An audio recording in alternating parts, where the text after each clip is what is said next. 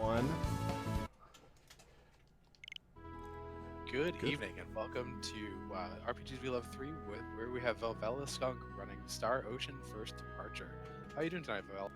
I am doing pretty good. How about yourself? I'm excited to see this. I believe I've seen a different Star Ocean game run. I think it was at Speedrun Ragnarok, but I actually haven't seen this before, so I'm excited to learn all about this.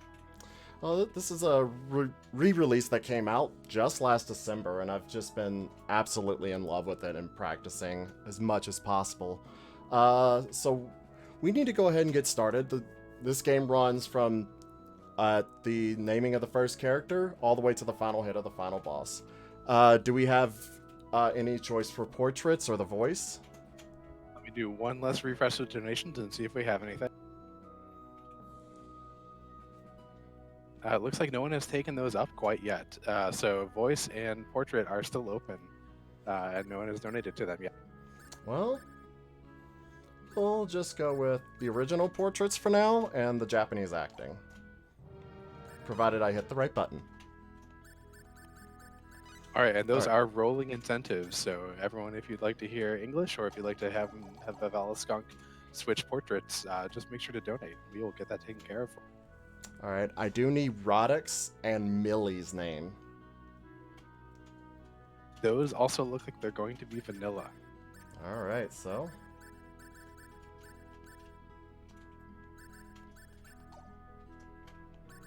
well, we will start with that. And we will begin in 3, 2, 1, start.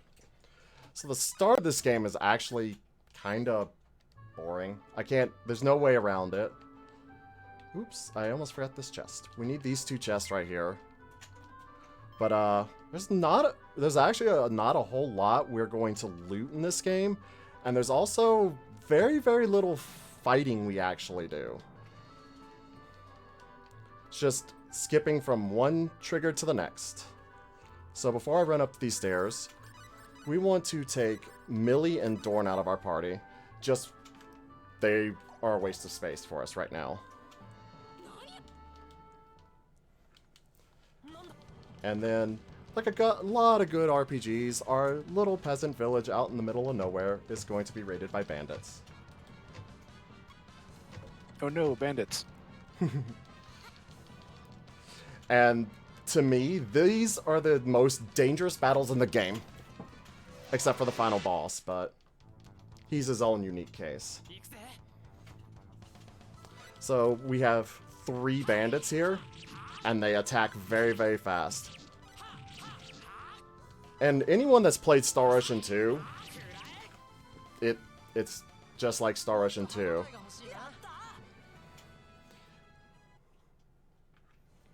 Alright. First set of bandits taken care of. So now we're going to run over here and take care of our second batch.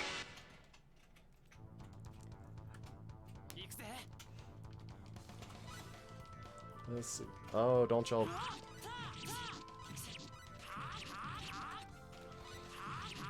Alright. Those are the only 2 battles I am worried about until just about the end of the game. What they can do is they attack very, very fast, and they can just gang up on you and you just become like a little ping pong ball between 2 of them. Yeah, it looked like they were just trying to encircle you there for a little bit. That's what they like to do. Alright, so we want to try to gather up as many of these as we can. So that firebomb we picked up earlier, we're going to use that just to kill this little mini-boss very quickly. He has too much HP for me to bother with otherwise.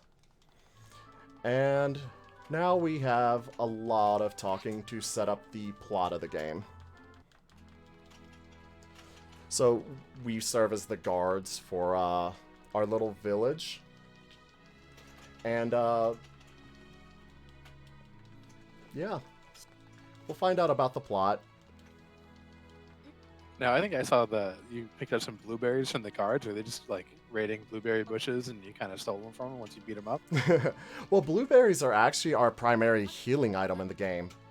They start out kind of weak, but this game is a skill-based game and you'll level up skills throughout it. And that's how we're going to utterly break the game is with the skill system. Blueberries, your healing items.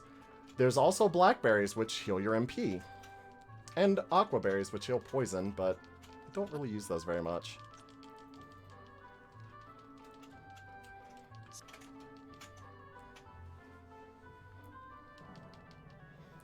Alright. Mom kind of complaining that, well, we're moping. But we'll just run over here, take this talisman. That'll be useful in a little bit. And then we'll talk to Millie right here. And Dorn is one of my favorite characters in the game. If only he had, like, a real use other than being why you do what you do. But unfortunately, he just is bad. Except as the plot prodder. Exactly. So we run in and out of this town really quick of Kratos just to set up the next sequence trigger. There's a lot of that in this game. It's just running back and forth. Do they expect you to like go around and talk to a lot of people and figure out what's going on? A little bit, but we're not even where we're going to really be doing our adventuring yet. That'll come pretty soon. What just happened here is the village north of us sent a letter saying, hey, we're having trouble, people are getting really sick. We wanted to go pick herbs from the top of the mountain. Millie's father, who is a renowned healer in the area, decides he's going to go take care of the illness.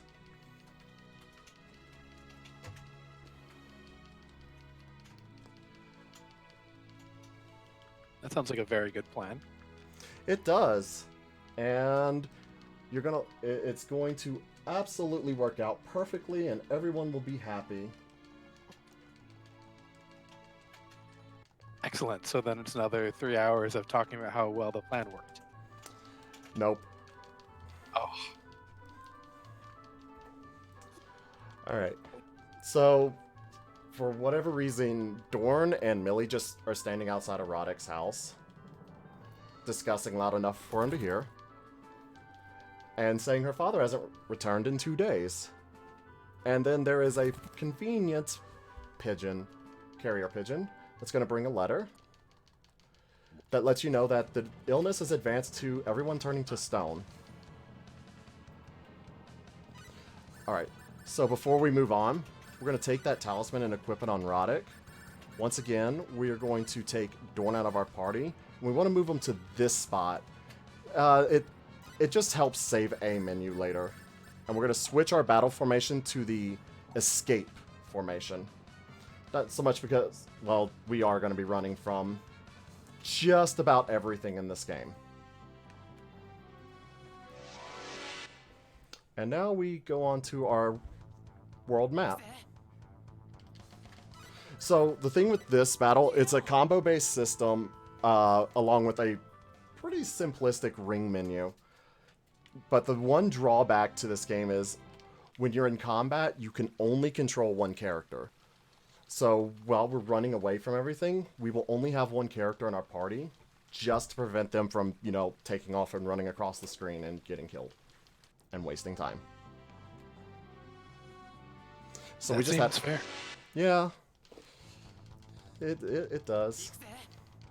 These enemies, I don't like them because they shoot fireballs. And they can interrupt you while you're running away.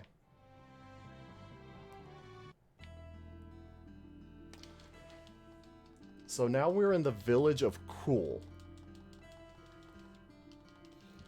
And we're still chasing after Millie, who, you know, her father contracted the disease. She's really sad. But she can't even be by her father's side because just mere skin contact will cause you to have the disease as well.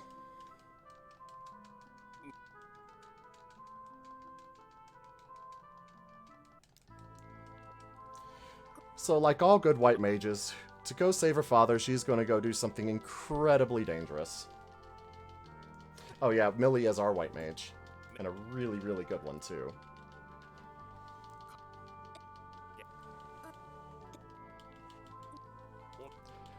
see. And some of the other things with this game is there's a lot of different characters you can recruit throughout the game.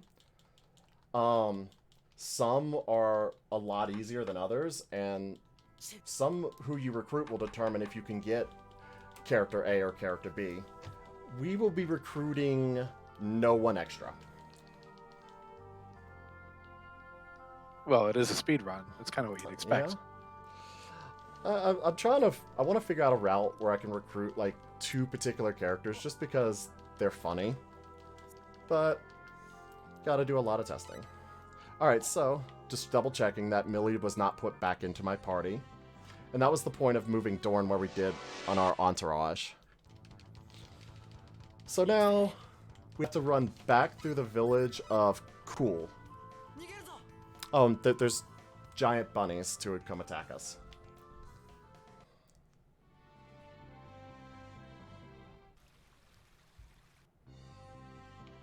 So we've seen flame-breathing dogs and giant bunnies so far. Oh, it gets better. Alright, so we're gonna run into this house. They've all been turned to statues, so they won't mind us taking their necklace. Run back into here because it wouldn't let us loot it earlier to receive 200 Foal. Foal is the currency of the game. And as a precaution, I'm gonna pick up this chest just as a, we might need it. Marathon safety. Okay.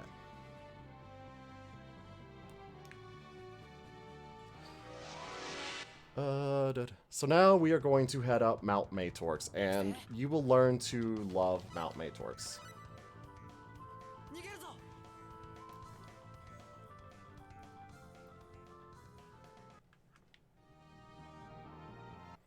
Alright. So on our way up Mount Maytorx, we do have a couple of required battles. Nothing too difficult, but they do mention that because of these battles, we have to brush eggs off of us because they will hatch. So these are fell worms. They are very slow. They are not scary at all. And for right now, they take usually between 6 and 7 hits to kill with Roddick. But we'll get some levels for him, and now it should take usually about 4 to 5, just depending on what his strength gains are.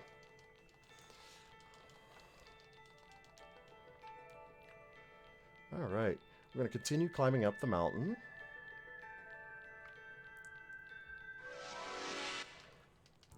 What are we facing? Ooh, so this is something to keep in mind. When you get into back attacks, surrounded attacks, or ambushed, you start with the status called Dazed. And Dazed means you do nothing until it wears off. You can't use items, you can't cast spells, can't really run away either, but you can enter the run command. And it is one of 2 status elements in the entire game that can end a run.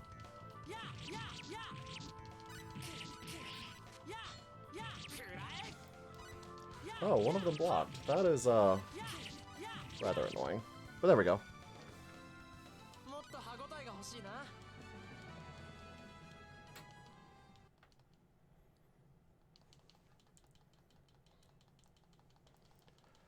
And Dorn collapsed again.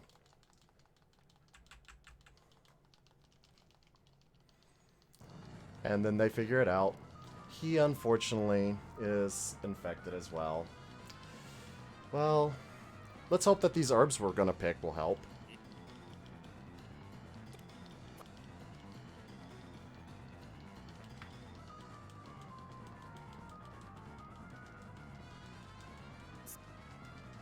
Was he off touching statue people while you weren't looking?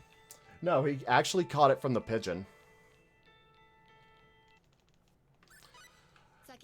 Alright, and here is 2 of our remaining characters. Can't name them yet, but they're at least introduced. But that is a good reminder that if you'd like to name these characters, you don't have that long. It's about 10, 15 minutes or so. Yeah, we're going to need Ilya's name in about, I would say, 10 minutes. I'd say cut it off at about the 20-minute mark, just to make sure that it's all processed. That sounds good. So if any of you would like to take Ilya's name and name it after yourself or anyone else, you have about 7 minutes or so before we'll cut off that donation incentive.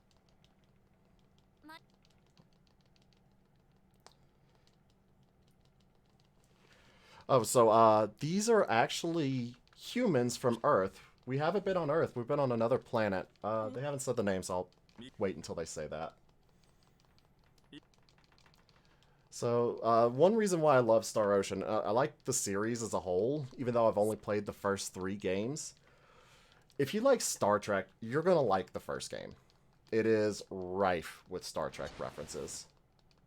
Even a couple Star Wars references, too, if you pay attention. And then you're flying in space, but using swords and magic. It's, every nerd's dream. Or at least mine. Yeah, that sounds like a lot of fun. Alright, so now we're aboard the Calnus.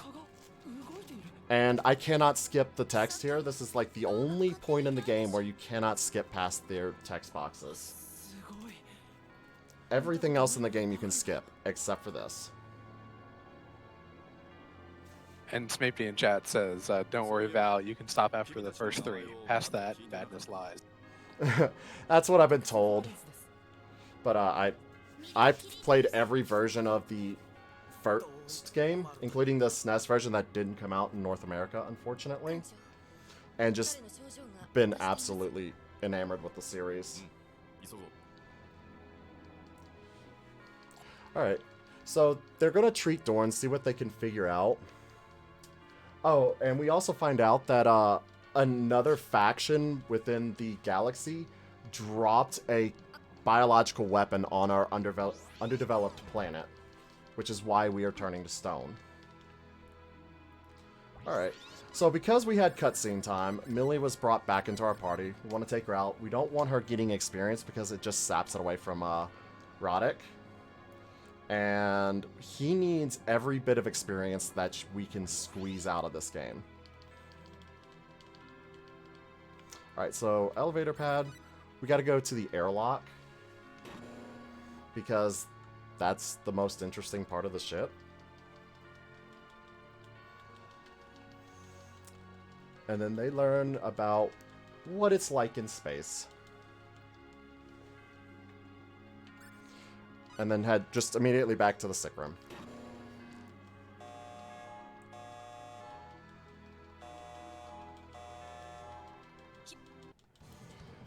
And, oh, there's an intruder on the ship. Remember those eggs I said we were supposed to brush off? Well, we didn't brush them off and they hatched. You know, you'd think this advanced technology would be able to pick up on that. You'd think, but I mean, they are only Earthlings.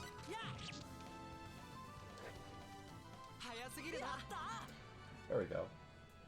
And now we're not really gonna fight very much and for a little while.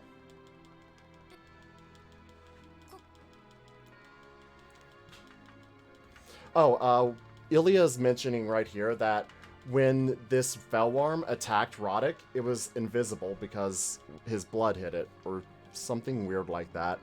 They'll do a really good job describing what exactly is going on with that. But now we have our motive for why a more technologically advanced world would drop a chemical weapon or biological weapon on an underdeveloped planet. Remember, this game is from the SNES era. Even though this is an awesome remake, some of the plot points are a little silly.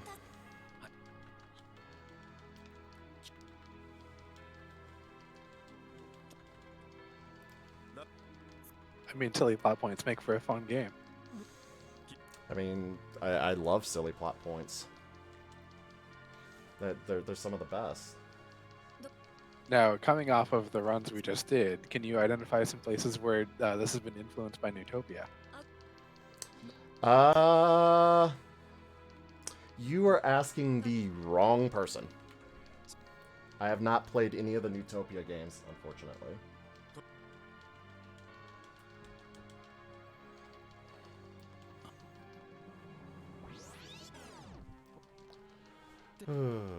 So, they discover there's not very much they can do for poor Dorn.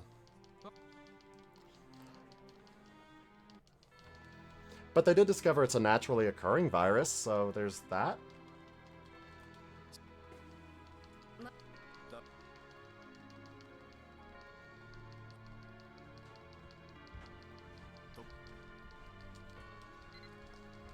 Okay. Unfortunately, like I said, the first really hour of this game is, for a speedrun, is a little boring. There's not much action. It's just a lot of text. Well, it seems like they're doing a lot of introduction of the story and, you know, trying to get your bearings where you're at with spacefaring sword culture. Oh, absolutely. All of this is absolutely critical to the plot. Mostly.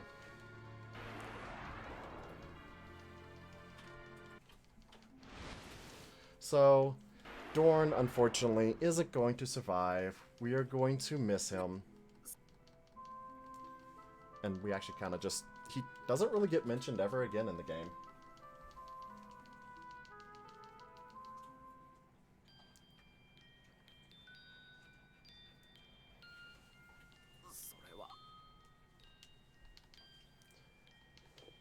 And you will be missed, Dorn. So even though I'm making fun of Dorn, I actually really like him because his victory animation is the best in the game. And if you ever get a chance to play this game, it released just last December for the Switch and PS4. Just check out Dorn's victory animation once. It will make you laugh.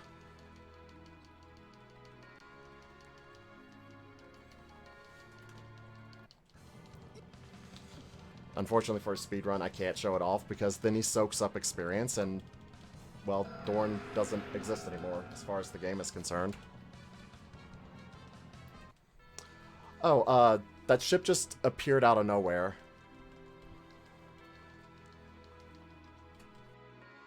Is it Romulans decloaking? Ilya just said it. It's a ship made out of invisible matter. So, yes. They're basically the Romulans.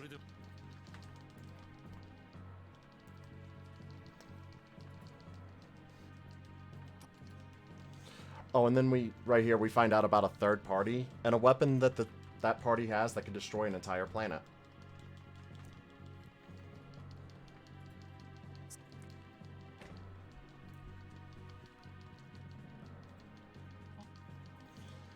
But, they admit to dropping the weapon and then say they do not have a vaccine or the original host of the virus. So, Earth is going to quarantine our little peasant world of Roke. Yep.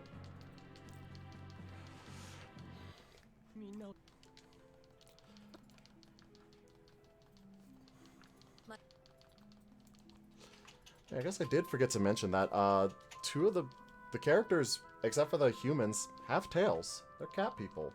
They're awesome. For sure. Blackjack Trial asks, did they have the courtesy to drop that virus off of the port bow? They didn't really have much courtesy to begin with. Yeah, so they probably dropped it off the starboard. Exactly.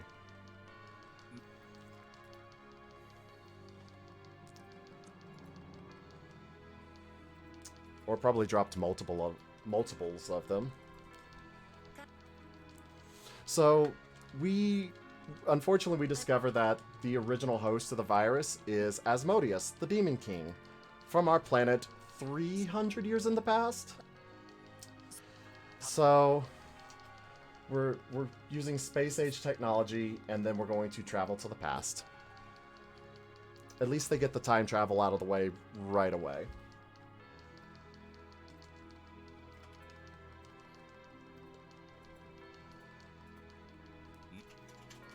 Oh, and we stole a ship, by the way. But don't worry about that. That's unimportant. I mean, I think after you had a virus from your 300 years ago demon lord dropped on your planet again, like stealing a ship isn't that big of a... Well, imagine if someone in the military stole a vehicle. Do we have a name for Ilya? I'm going to need that very, very soon. See, we do not yet. Chad, you have approximately like maybe 35 seconds to get that donation in. And we're going to need to close CS off as soon as I arrive in the next town.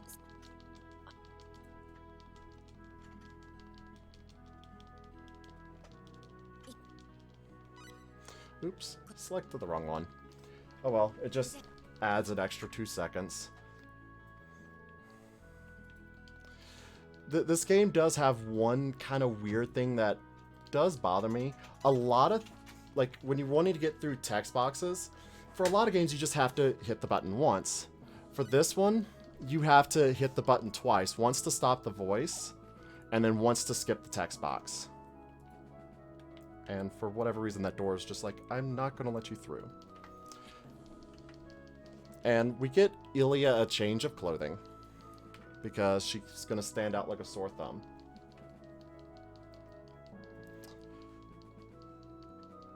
So naturally, she changes into the exact same outfit. And then complains about it being too small.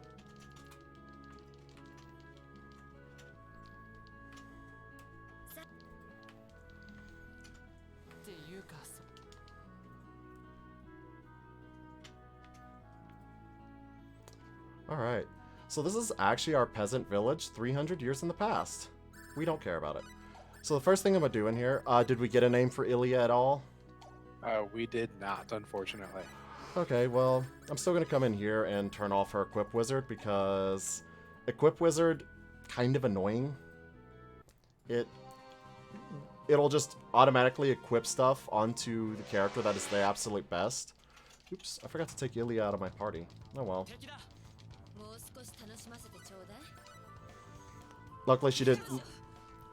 Luckily she decided to not go chase after the wolves and attack them. Let's make sure we take her out of the party. Ilya will be useful later on in the game, and she is a really good character. And if you've ever played Star Ocean 2, she might kind of look a little familiar.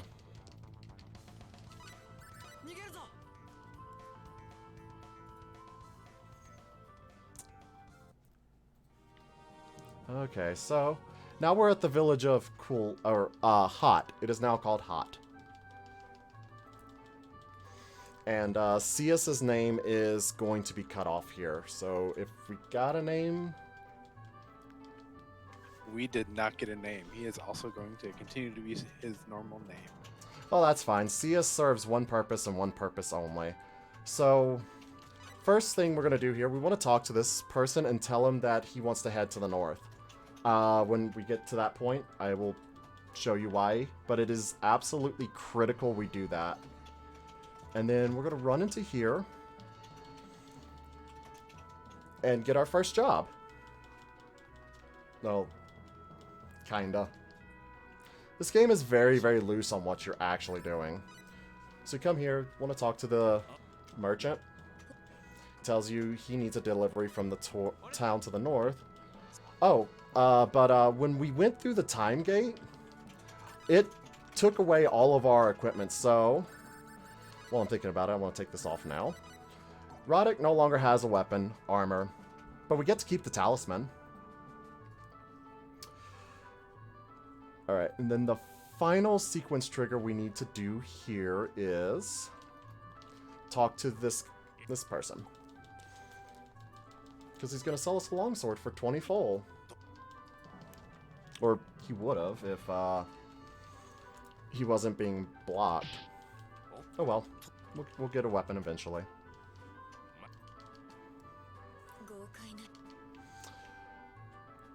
Well then.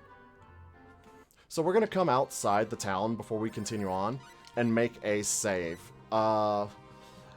So I mentioned we were going to use skills to absolutely break the game, and we still are. But part of the skill system is this, our talents, and the talents affect your skills. For Cius, the character we're literally about to recruit, we want him to come with certain talents and not have others. He is probably the most important for what talents he comes with. So once we get through all this cutscene, we will take a look at what his talents are. Whenever you recruit a character, that is when their talents are determined. So that's the reason why I made the save, is so if he's not right, I can load and go back and recruit him again.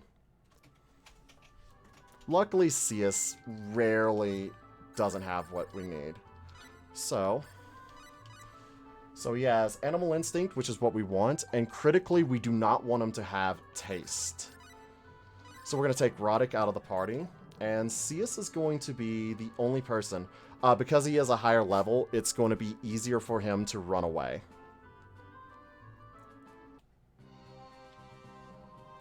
So, here we go. We're going to climb Mount Matorx again. Oh, and Cius is great. When his English voice acting, when you run away, he has a chance to say, "Run away, run away." Excellent. I like Cius. Too bad he's actually a really bad party member.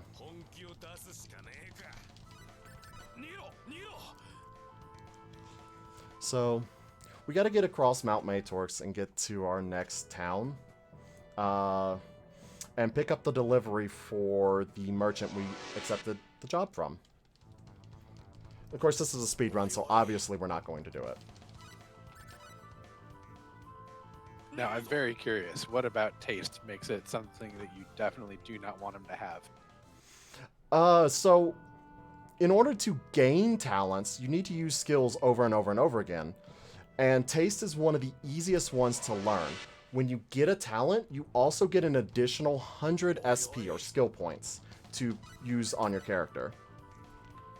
And for Cius, he's going to be set up to enable part of our end game, even though he is realistically not going to be involved.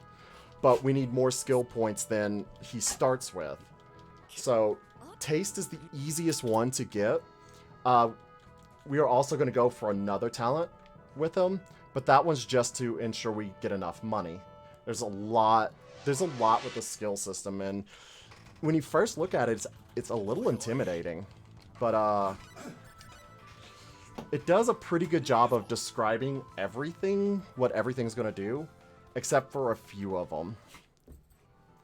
So, and I'll go over those when we get them, and if they're important enough to go over. Okay, these bugs, they're very fast and very aggressive, as you just saw. And if they decide to just gang up on you, they can just keep you stun locked. They're a little annoying, but the first few areas of the game aren't too terribly dangerous.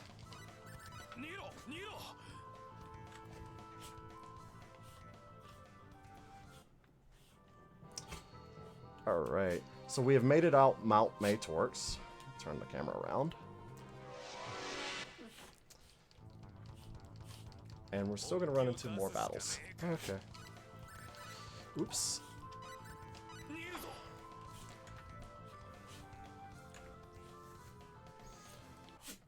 Alrighty, so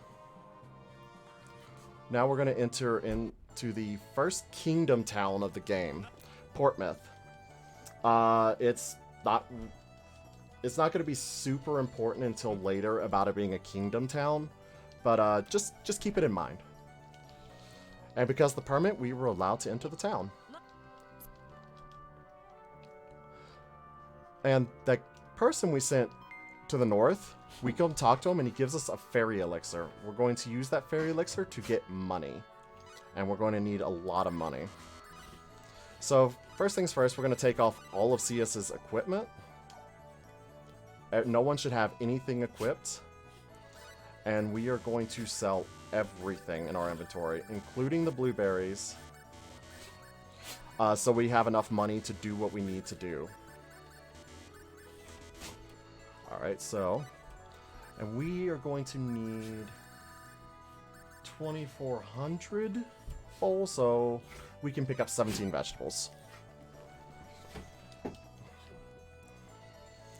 So with vegetables in hand, all that full. In the first town you saw me pick up a skill, the Sense 1. That's the only chance I have to pick it up in the game. So we want to pick it up there. Learn these skills, and we are going to go to learn skills for CS. So put a couple points into determination, knife, keen eye, recipe. These are what you use to get the start using item creation, and in this case, cooking. We're not going to be leveling it up. Cooking is actually fairly worthless, but we're going to just spam as many of these vegetables until CS gets the talent taste.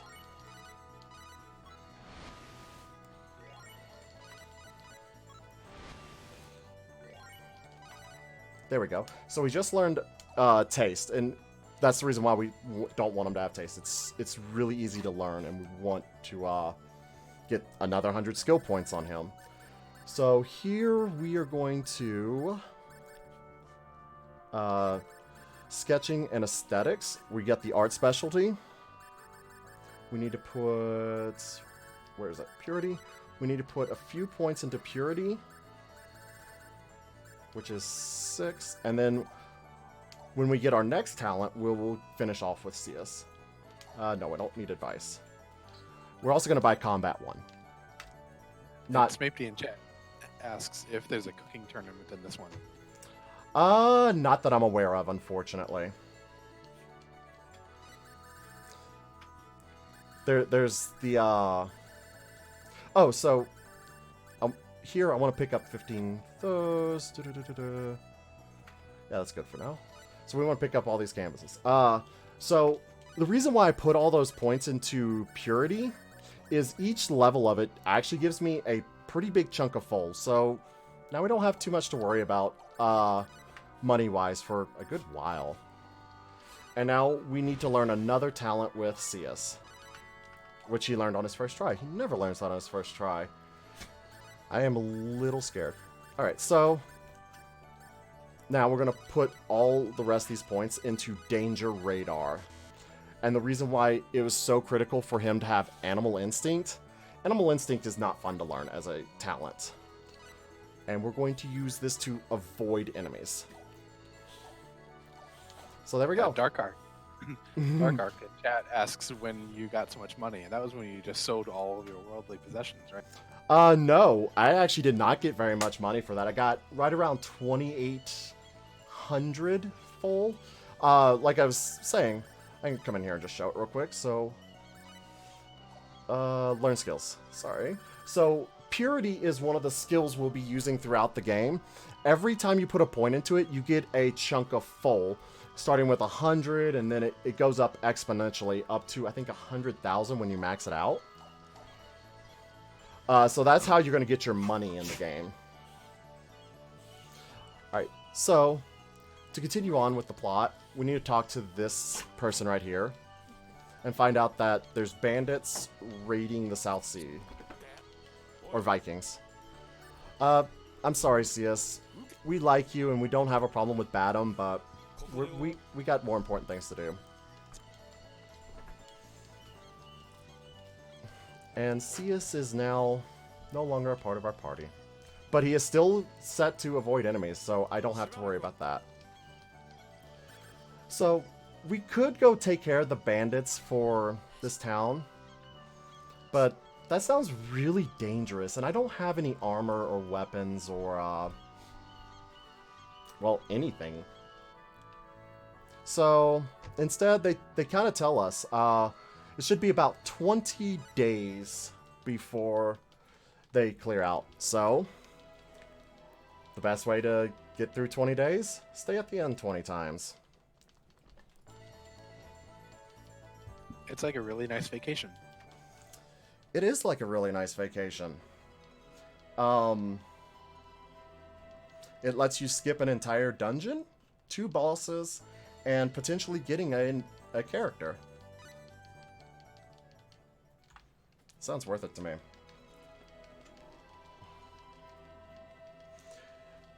You also have to remember, we're from the future, so we really don't want to interact or mess with the timeline because, well, everyone knows the problems with time travel.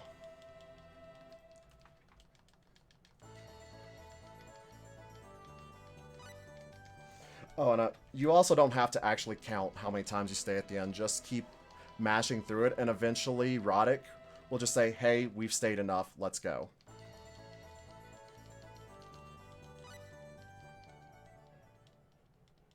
Lori D. Bunnykins in chat is asked, "Wait, are you actually just gonna what? Why? You know, I'm done with video games for him." The only reason why we do this is simply because it was put in the game. I have no equipment. None of the equipment is worth buying. And I don't want to go tangle with a boss that's going to literally one-shot me. At this right now.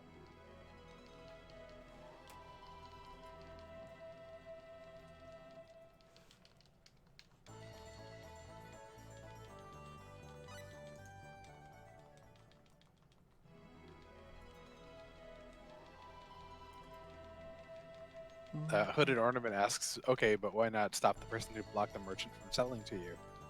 Wasn't that person Sayus, who blocked the merchant from selling you the sword?"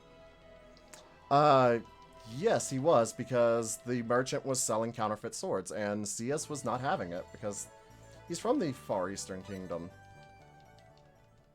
Apparently. So he was saving you from an unethical merchant. No, he's saving us from a sword that actually would probably break in 2 seconds.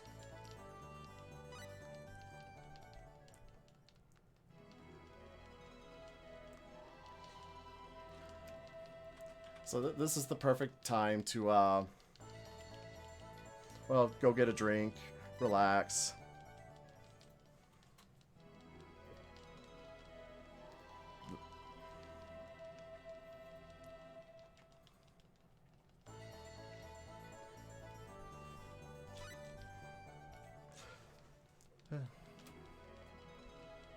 Also, the cutoff for Fia is going to be, well, once I sail to the next town.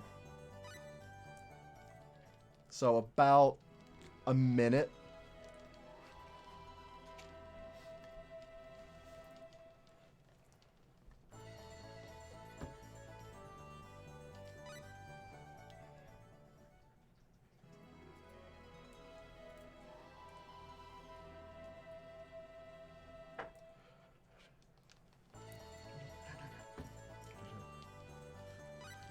Still not enough?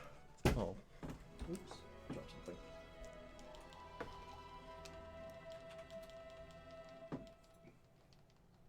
Well, while you are still staying at the end to finish out your 20 days, I'd like to remind everyone that you're watching RPGs We Love 3, the annual marathon put on by the RPG Valkyries, showcasing RPGs that they and their friends love to run, and which also serves as a fundraiser for them and lets them defray costs and expenses for getting to RPG Limit Break in May, where this year a number of the Valkyries have runs in that main marathon.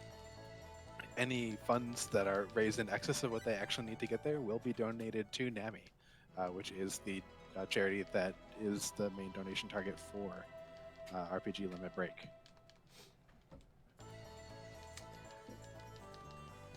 There we go. Roddick has now let us know that we are done resting. So, I'm going to need Fia's name in just a moment.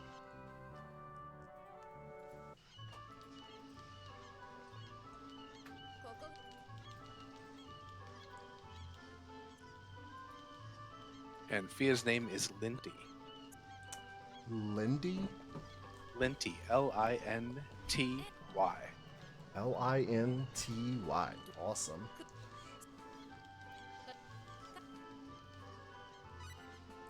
So, this is Fia. She is my absolute favorite character in the game.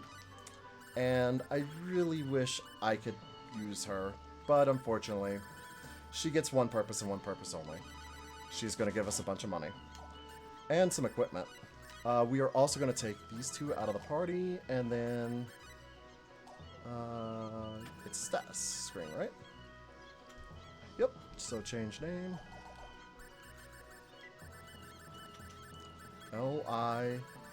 Linty. Correct. Alright. Are you limited to all uppercase letters? Yep, unfortunately I'm limited to all uppercase letters. Such is the nature of the game. Yep. Oh. Yeah, and Lori, I agree. This is a very pretty game. Lori D. Bunnigan said this game is very pretty. Oh, this game is absolutely gorgeous, and I love the remake. If you played the PSP version, this is the exact same version, just a little bit of cleaning up. But so now we're going to run to our next town. Fia is our only party member because she comes at a nice level 20, so she can run away from the enemies. At Roddick or Ilya's current levels, the enemies would just immediately kill them. Mr. Devlin asks, where can we get this game? It looks like it's on Switch, so is that something you'd bought at the Switch store? Yes, it is available on Switch. It's also available on the PS4. So I'm using a digital download of the game, but I believe there are physical copies out there. But yeah, it's definitely on Switch. It's on PS4. I don't know about any other consoles than that, though, unfortunately. Well, goodbye, Linty. You served us well. So here we're going to buy some more of our skills. We need all of them that we don't have. And as a marathon safety, I'm just going to grab this, an extra resurrection elixir. Usually we just ignore that because you don't really need it, but I'd rather be safe than sorry. So we're going to sell to the next town, and oh, right, I can't skip the text here.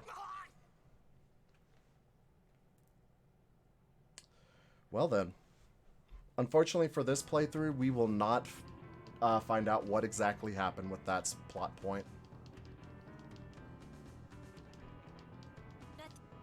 Alright, so we're going to call it a day. We've done a lot of traveling, and you know, staying at an inn 20 times really took it out of us.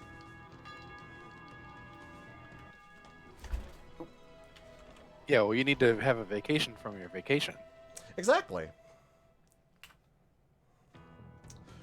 Alright. Oh, the captain has been killed. And it was his daughter, Linty. We're not... Well, unfortunately we won't figure that out. But we need to buy some stuff here. So, first things first, we want to get 5 resurrection elixirs. We need 8 flare bombs. Max out on your pet food. Max out on about 15 spectacles. Let's see, is there anything else I need? Oh, grab a couple aqua berries as a precaution, some blueberries, just safety. So now we need to actually get some levels on Roddick once again, and flare bombs are exactly what we need because we still don't have a weapon, but we do have armor. That's right. So we took off all of Fia's equipment, and it will be, or Linty's equipment, and now we have at least some defense for Roddick. I promise you, Ilya will get some time in the spotlight, but that's not now.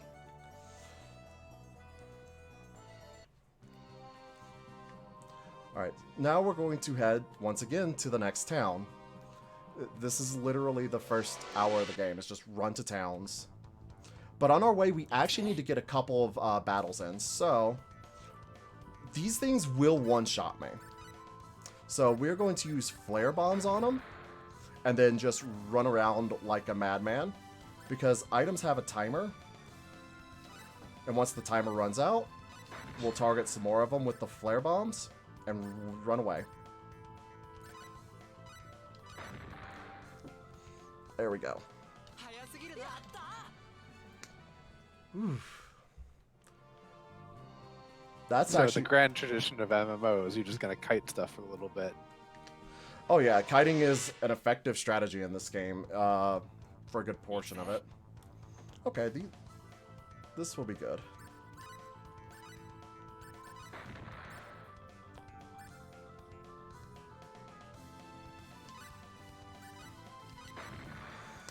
Huh. There we go. So now, Roddick's got the levels we are going to need for a little bit. This game is very level dependent once you start getting to the higher levels and deeper dungeons. This game will actually have a giant difficulty spike in a few areas if you're just even slightly underleveled. They'll just laugh and say you reset now.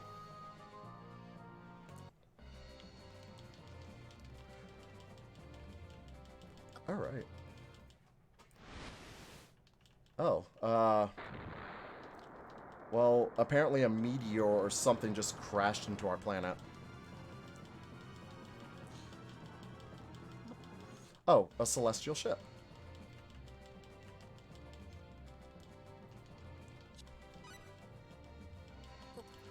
So, Ilya wants to go investigate celestial ship.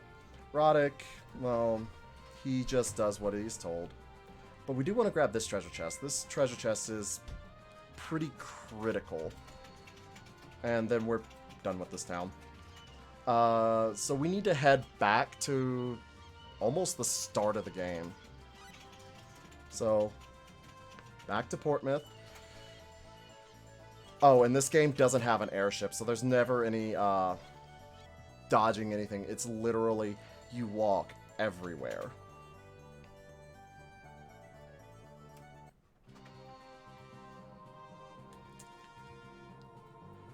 And unfortunately, this means we gotta run across Mount Maytorx again. I start to see what you mean when you said we're gonna get to love the mountain. Oh, you absolutely love Mount Maytorx. It also seems to have a slightly higher encounter rate for me a lot of the times. But they don't even upgrade the enemies, so by the time you're here again, you should be a little bit higher level and be able to just run from them and not have to bother. There are things on Mount Maytorx I could loot. It's just they're herbs, and I'm not going to make use of them.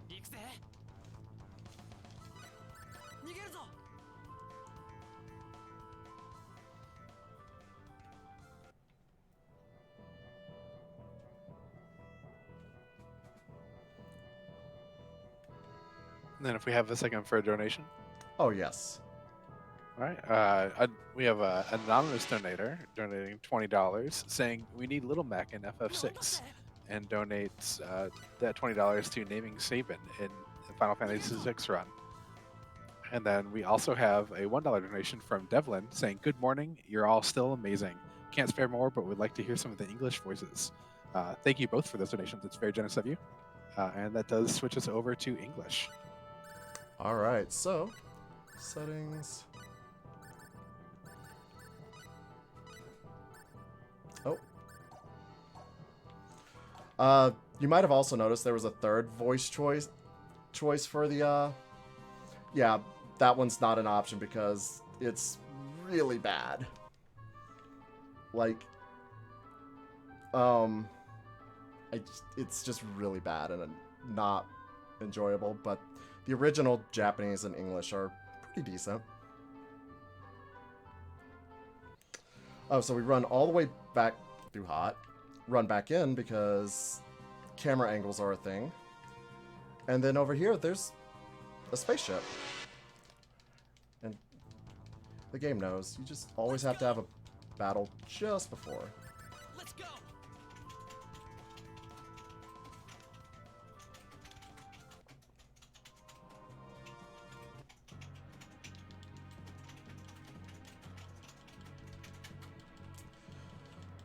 So, this is when we learn that the third faction is now on our planet. So...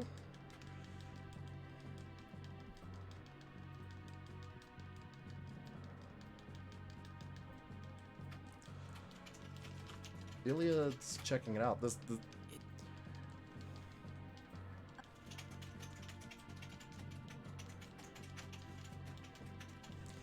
And the game's really gonna actually pick up for the speed run here in about 30-ish minutes, depending on how the RNG decides to be for me. Oh, she does make a comment that this spacecraft looks a lot like Earth. I'm sure it's not important. We'll find out. But we'll find out eventually. So now we gotta run all the way back.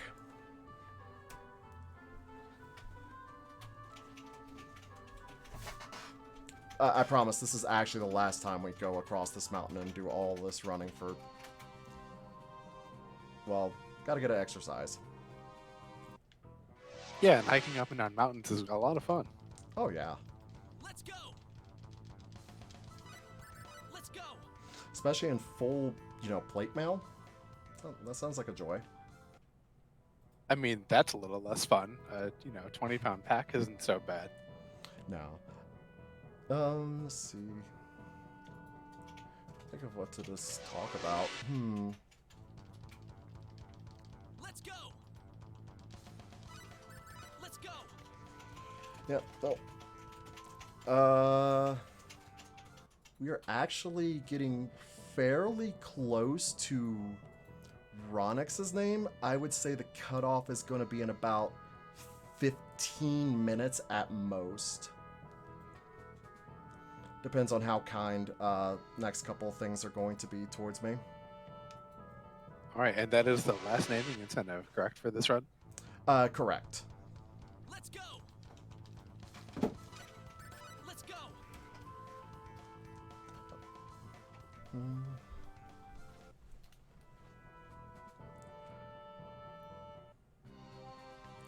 All right. Now that we're done with Mount Maytorx, we will never visit there again. In this run. Let's go. Retreat. There actually is a character you could recruit later on, where you got to walk all the way across Mount Maytorx again. So they really liked that area and loved just showing it off. Is that like a hike 5 times, get the sixth character free kind of incentive? Pretty much. All right. So now we're back to where we were, and we're going to sell to the next town.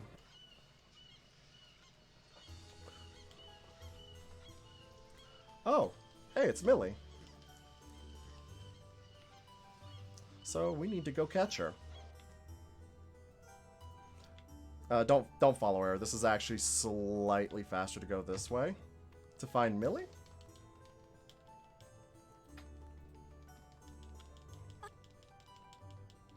In chat, Minds is asking, so in a normal playthrough, how long would it take you to get here?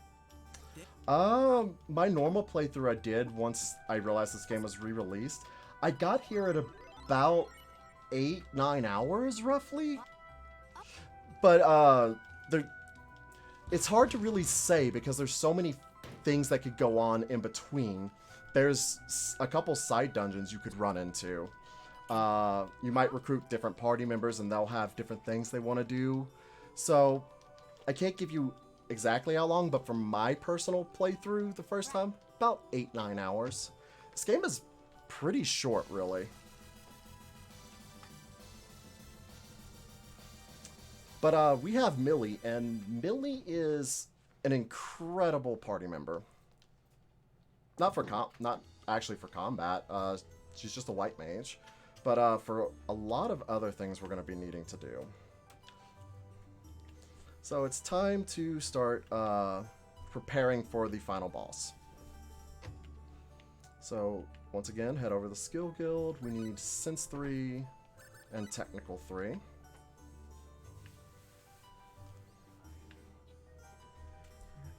And then we're going to go into the music shop. Music is absolutely critical for this game. So Millie comes with a lot. Ooh, perfect. She already has Listen, so I've only got to get one more talent with her. So, first things first, we need to put, let's see, a few points into Determination. Determination lowers the amount of points I need for all other skill points. Or the amount of skill points I need for all my skills. Up to a cap. Let's see. We need... It's not sketching, it's mineralogy, herbology, and item knowledge. Let's see, we need... purity. And we also need... performance and music knowledge. There's a whole lot of skill points. I'm just trying to remember everything. Herbology is 5. Mineralogy is 5. Item knowledge is 5, right? Yep. Oh no, mineralogy is 8. Okay. And I don't think I need anything else. Oh, and then as many points into purity as possible. And then item creation. Appraise. We want to appraise that item that we picked up earlier, which is a Cinderella glass. And Cinderella glass, the next time we use it at a shop, it'll give us a discount. And we want to use it here. Cinderella glass.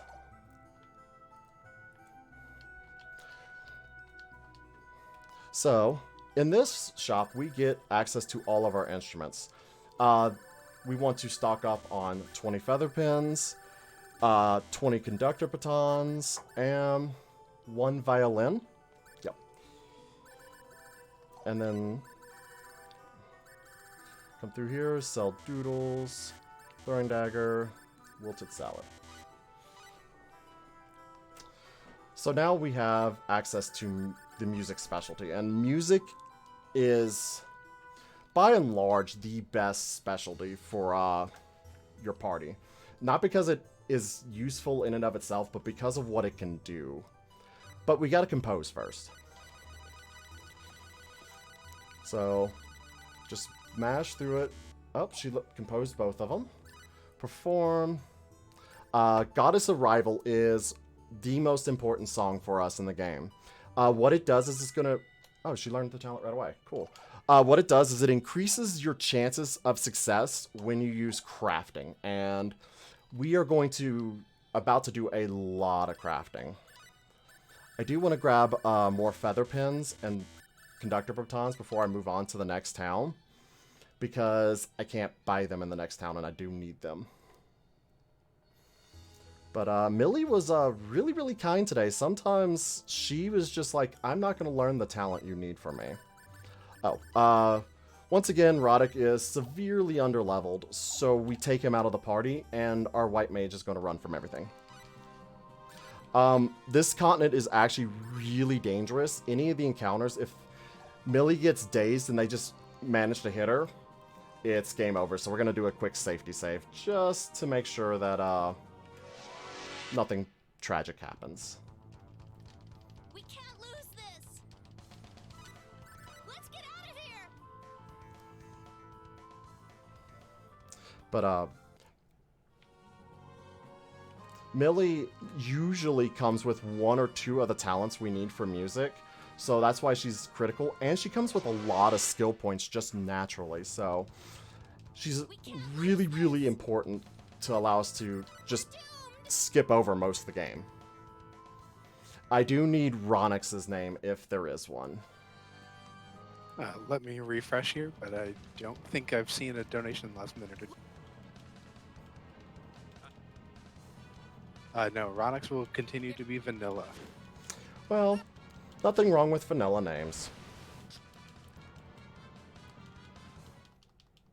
No, not at all. Also, everyone who has played Star Ocean 2 probably knows who Ronix is.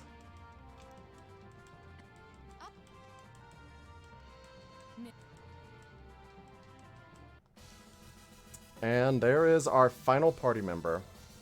The other character that is there, Mavel is her name. In the SNES version, I found that she was really good. In this version, I don't know. She just doesn't feel very good. So, unfortunately, we will not recruit her. Take a rain check. So now we got a couple minutes of text and probably about, depending on RNG, probably about 30-35 minutes of crafting. So good chance for any donations, blurbs, questions.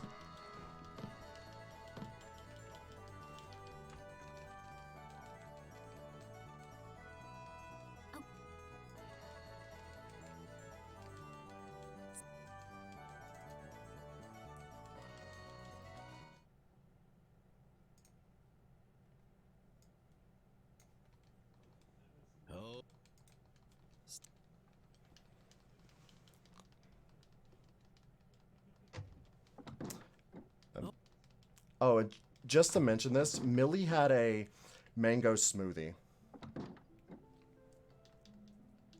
That sounds kind of delicious. It is delicious. I still want to know how she was able to get drunk off a pineapple or a mango smoothie.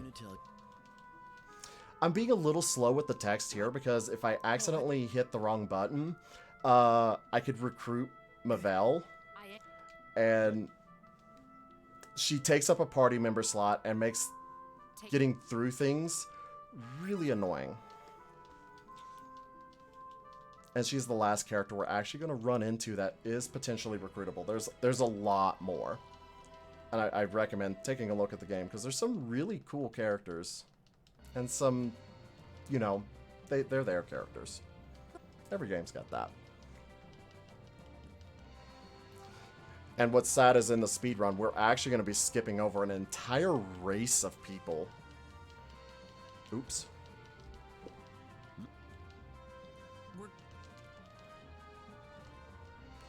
Alright. So, now we're supposed to go to the Van Kingdom. Instead, we are going to do crafting. And a lot of it. This is going to prepare us for the end of the game.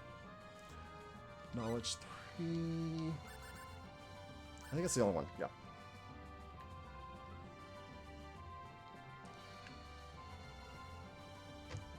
Okay. Let's take a look at what I've got to work with. So, oof, that is not a good Ronix. Ronix is, by and large, the one that's going to be doing a lot of our crafting. And usually we only want to get 2 or 3 talents with them. Unfortunately, I do need 3 of them, and they're going to take a bit. So,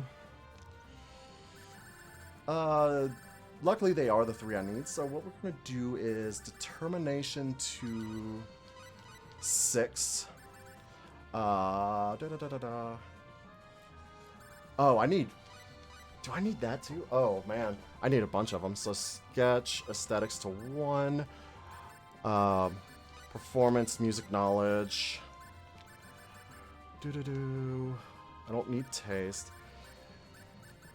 This is where the RNG comes in. Ronix usually does not come with that few talents, so it's gonna take me a minute to figure out exactly what I need for him. Oh, okay, so mineralogy, we bring that to 6? No. Eye for detail. And aesthetics will get me... Aesthetics, okay. Okay, and then sketch, a couple more points into... What am I missing? So, customize, smithing... No, he doesn't do customize.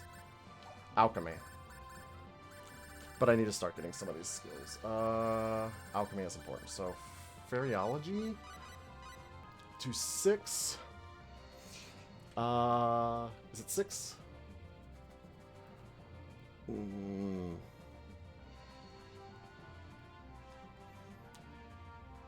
Yes. It is actually 8. And then technology to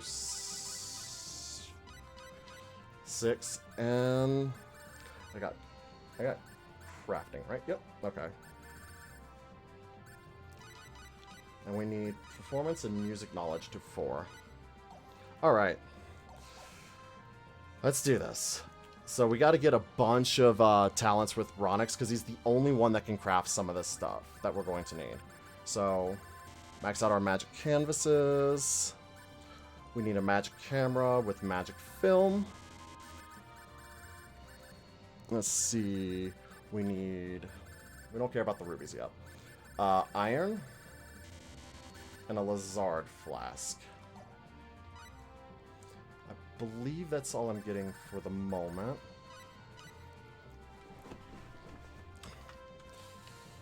Okay, so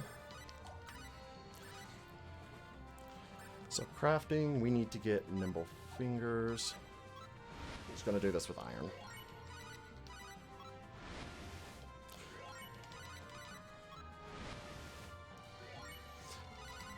There we go. There's one of his talents. So I still need the music, and I need... What was the last one? Oh, yeah. Aesthetic design. So, sketching. Another point in determination. Variology to 9. Technology to 8. Specialty. Music. I will get his music talents later. I don't need them yet. So we need design sense.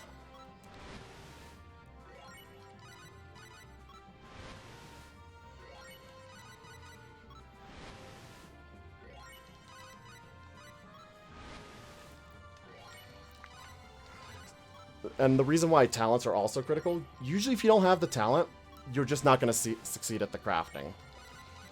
And certain crafting can only be done by certain people. So, like, for a lot of the things I need to craft, Ronix, unfortunately, is the only one that can craft them.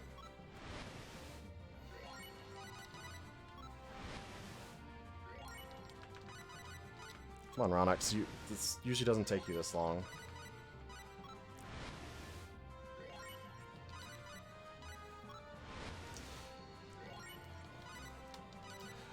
Great time for any donations or anything wish to say. Right. The Furret Skin has donated $10 for 3 different naming centers. Looks like for Final Fantasy 1, naming the first Hero of Light Dan, the second Hero of Light Den, and the third Hero of Light Din. Going through the alphabet there. Thank you very much for those donations. I will get those applied.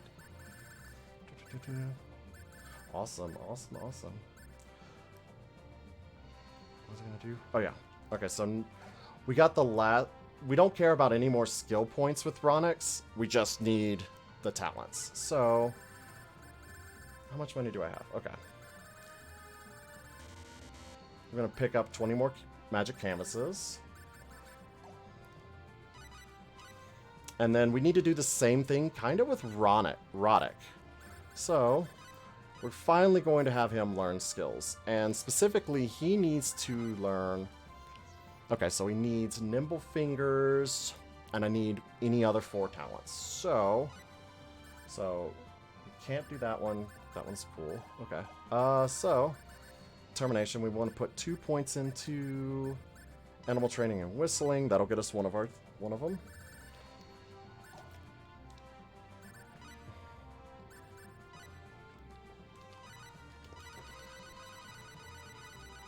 There we go. So, 100 more skill points for Roddick. We'll put another point in there. Let's see. So, what was the... Okay.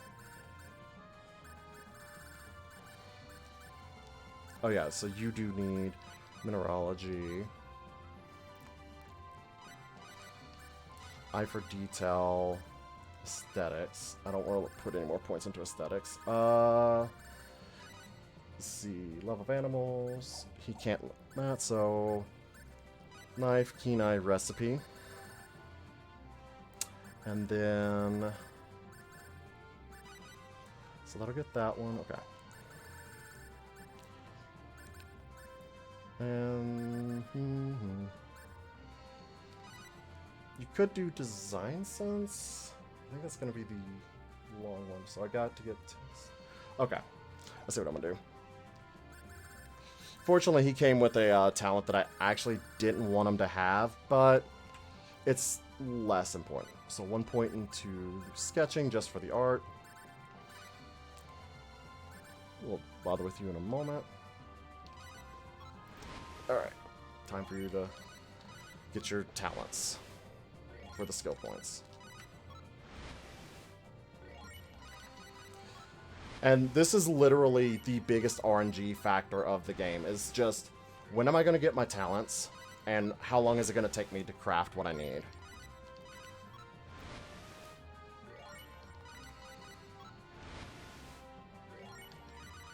There we go. So you got that one.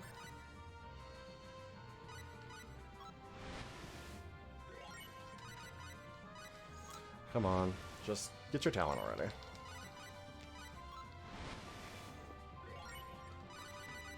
Oh, I didn't need to do that. That's fine. Alright, so learn skills. So now we need smithing to 8, right? Yep. Oh, determination. Put a couple more points into. Smithing. Aesthetic design. Needs to be at 6. So we'll get that in a moment. So you have the customization. Yes. Perfect. So we'll get that for you. Chad is really enjoying that you're breaking the game through the power of salad and art. Oh, art is going to be really important in just a moment. Buy those. Okay. So now we're going to actually begin the crafting, provided I don't talk to the smith, the merchant again. So we are going to use its item creation. Alchemy with Ronix. And the first thing we are going to create are rainbow diamonds. Ooh, pretty. Oh, for that, remember how I was saying how important music was? Well, we want to be using that music to increase our chances of success. And rainbow diamonds, they're actually going to be used to raise levels for things. So they can actually raise the level of your skills, or not skills, but crafting by 1 when you have them equipped. Alright, so now that we have 2 rainbow diamonds, we are going to equip those on Ronix, because I need him to have as many levels on his skills as possible.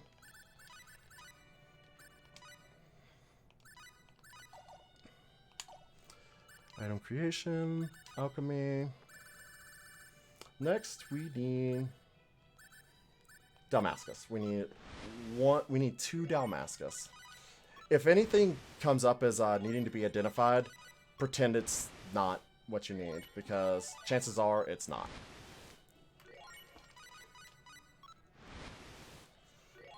There we go, 2 Damascus, and then we need Philosopher Stones. Need at least 4, would prefer 6.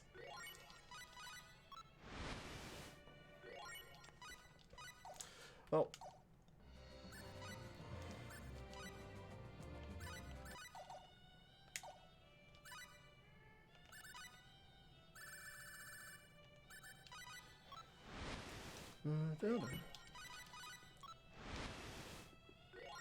there's 2, 3, 4. Let's try to get a 5th one. Perfect. Alright, so now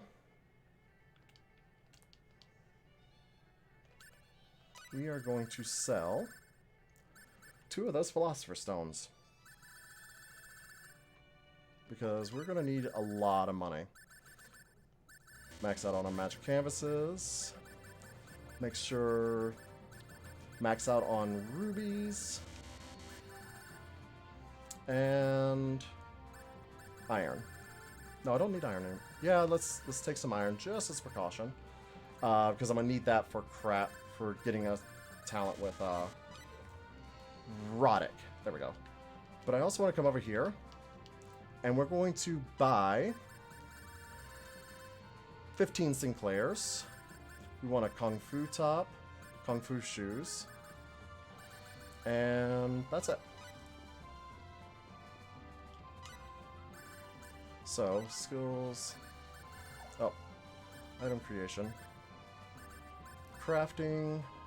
I need you to learn one more talent. That's right.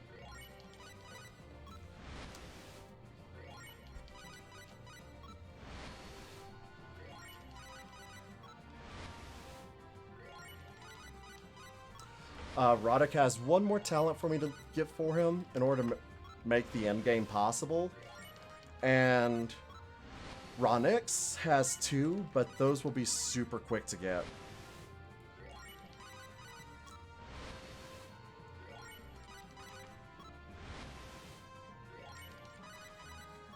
Come on. You can do it, Roddick. We believe in you.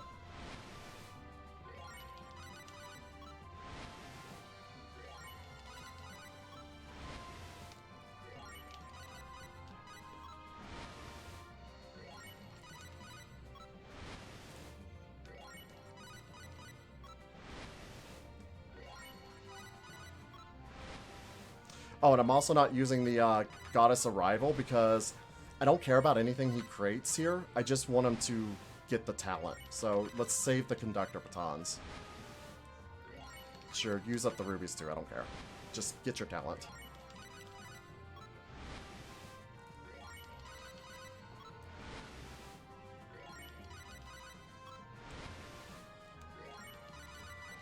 Oh, there we go. So skills, learn skills.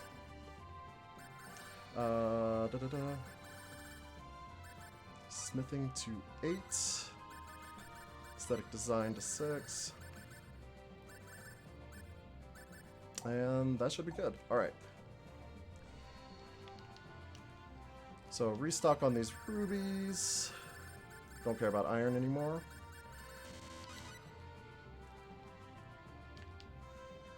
Alright, and then we're going to go outside, save, because the next thing I need to craft is with, well, those Philosopher Stones, and I don't want to have to keep creating them, so we're going to do a save, just as a precaution. So instead of having to recreate them, I can just load up, try again, if it doesn't create what I want. Which happens a lot with Ronix for whatever reason. So we're going to take the Philosopher Stones. We need... That is not what we need. That is not what we need. Come on. Nope. He decided he didn't want to make it today.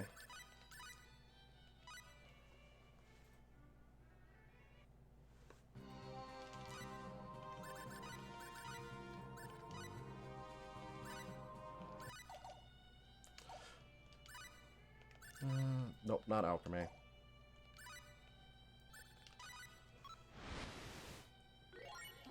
Bring our mental powers, not what we need.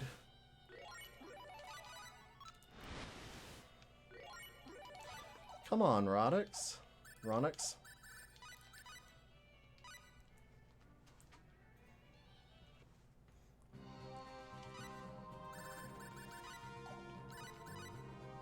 Oh, specialty.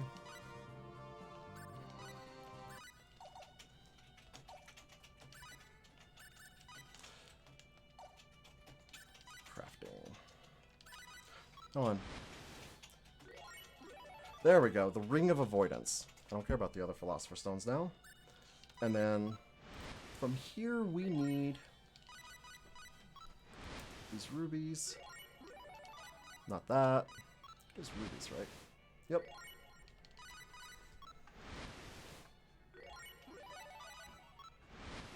Oh no, his is not rubies. That's, oops. That was a waste. Okay. Like I said, each character has different things that they can craft in the different things. So like, I need a bunch of accessories, but Some of them are on Ronix, and some of them are on, actually, Rodic. So, crafting.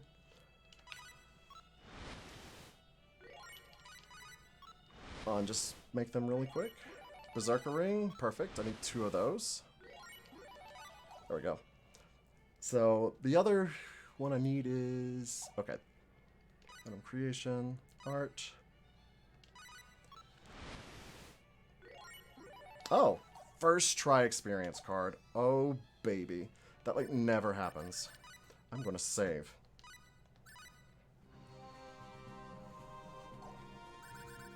So, that experience card is how we're going to,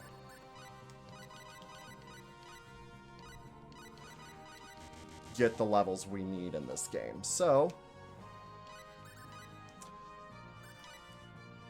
I've never gotten a first try experience card. Usually, it takes a lot of time to get it. Well, about 5 minutes, but now we are going to replicate it a bunch. Come on, Ronix. We actually need to get 6 of them.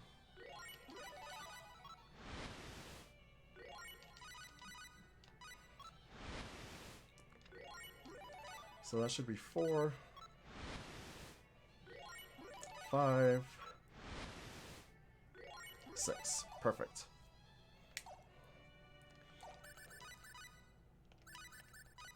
So now we gotta head back to the other town, simply because, oh yeah. Since he is not crafting right now, I am going to throw on that, where is it? Ring of Avoidance. Help lower more encounters. And for whatever reason, Ronix is better at running away right now than Millie is, even though he has less HP. Let's go. Don't look back.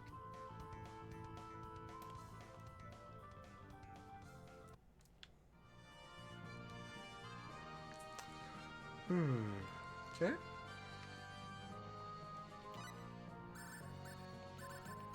Save as precaution, because I have screwed this up before. So. Alright, so. There's still one more instrument we need, and it's expensive.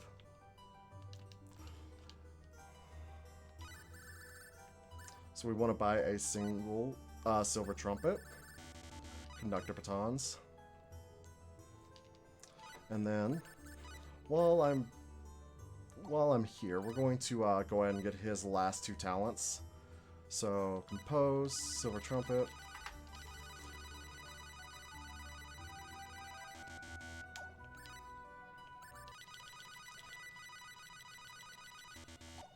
So that was only 1. And I got Devil's Aria, right? Yep, okay. Devil's Aria is the one I need. So we can save money and just get the last talent with just conductor batons.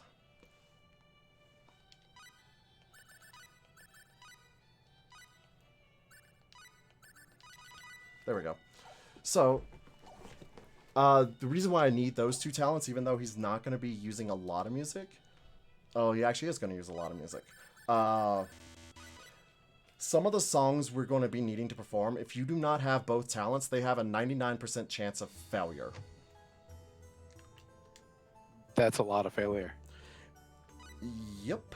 And it's a doozy when it fails, especially when you're just like, oh, okay. Well, that's kind of annoying. Skills, learn skills. Make sure you are what I need. Okay. We are almost done with crafting. So, how kind is the RNG going to be today for... So, save. Alright, so skills, not specialty. Where are you? Music. Item creation. Crafting, and then we'll use crystals here. Perfect. I need one of those.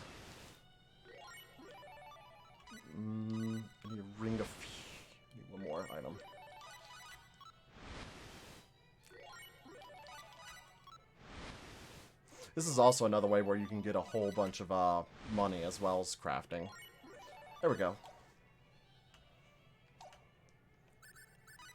And let's just restart the music just to be safe. And now... Oh. I don't care. Yeah, let's copy those right now. Item creation. Location. And then we need 6 copies of this Ring of Fusion.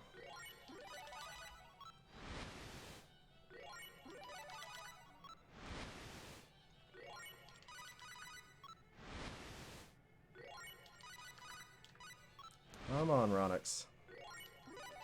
It's 4.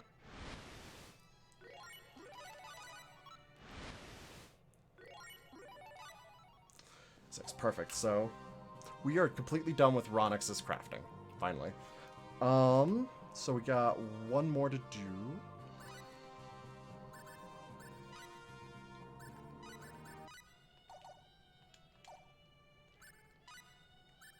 Captain Duck notes that that's one heck of a camera, just copying magic items like that. Right. And Hooded Ornament asks, when items are crafted, can the completed item be sold for money? Yes. Everything you craft in the game can be sold for money. So here I just need a weapon that's going to be worthy of Roddick. Unfortunately, he is deciding he doesn't want to craft very well today.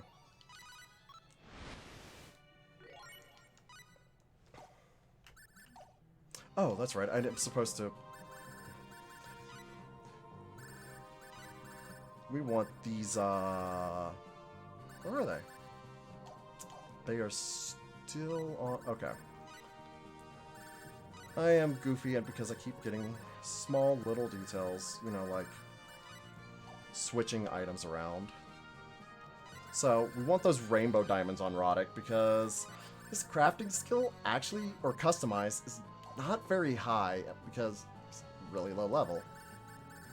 So, the rainbow diamonds will boost it up 2 levels. So, hopefully we can get what we need. Depends on how nice Roddick wants to be. Sometimes he's really kind. Other times, I don't even know what to say.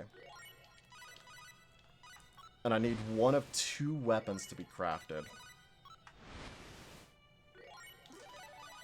And it apparently isn't going to... Ooh! Well then, perfect. Alright, so we are going to put on the Sword of Marvels. You get your best equipment. Get the Berserker Ring. Berserker Ring.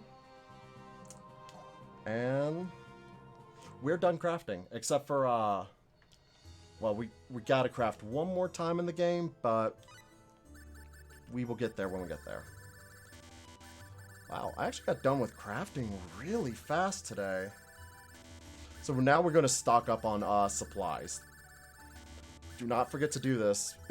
You will really be sad if you do. Alright, so now we're going to get set up to grind. So, we do want to escape. So we're going to bring Roddick into the party and Ilya. Tactics. Oh, strategy. So, strategy, we want Ilya to stay away from the enemies, stay away from the enemies. The fights we're about to be doing very likely could kill me. They're not, but they could. As you say that, Captain Duck wants to know how much stronger are you now with all this crafting done? With all the crafting done? Not very much. In about 10 minutes, a lot. I've still got to do my grinding, so that is absolutely paramount. And the way we're going to do grinding, first I need to double check, make sure those 2 are on the right level. Your music is level 4 and yours is level 9. So what we're going to do here is we're actually going to be summoning battles. Specific battles that we want to fight for experience. So, Millie is going to perform the Devil's Aria,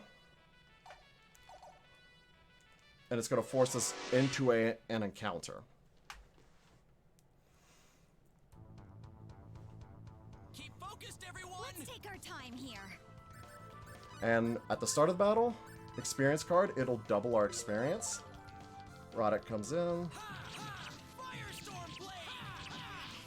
I got really lucky with the Sword of Marvels. The Sword of Marvels makes the grind quite a bit easier because of just better accuracy. Yeah, those are some big numbers. At least compared to what you did the last time you got into a fight. Oh yeah, but this guy right here, this first monster, he will just completely one-shot anyone that's just one-shot us. So one thing to keep in mind when you're doing your grind, you have a skill point limit, which is 999. So when you're doing your grind, make sure you take care of that. So let's see. Now we need to do technology, knife, and these are going to increase my stats, and it's really important. I don't care about mineralogy. Herbology. Remember how I said blueberries are kind of weak at the beginning? Yeah. Herbology is going to make them really, really good. We want some points into Godspeed. And then, let's see, knife is 10, biology. Same thing with Ilya, determination, put in 7, technology.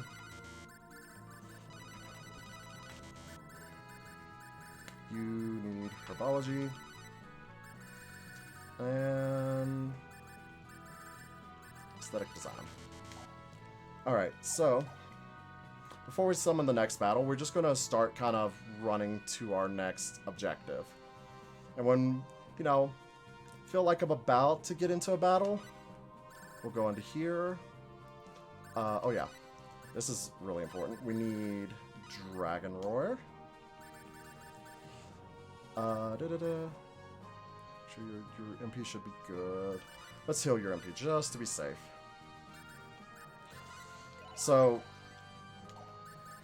we are going to use Ronix's music at level 4 to do the next battle we need. And this is one of the highest XP battles in the game. And with the crafting I've done, some of the skill points, and experience card, we are going to hopefully blow through this pretty quickly.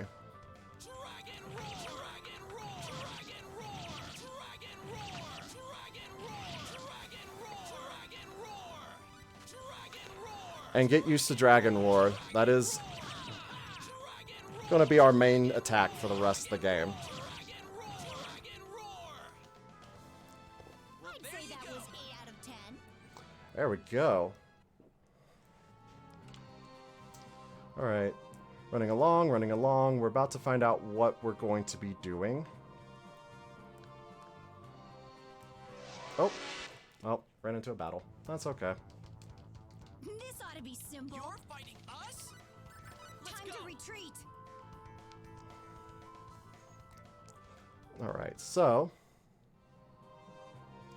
we'll just wait just a little bit longer. And for this next battle, we're going to bring Millie in.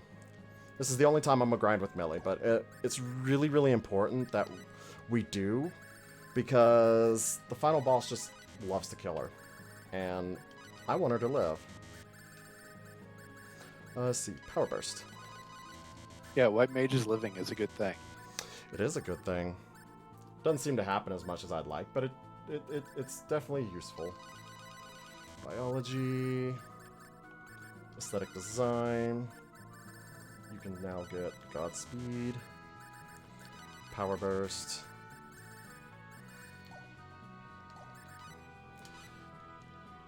Let's see, where are they? Blackberries. Make sure your MP is full.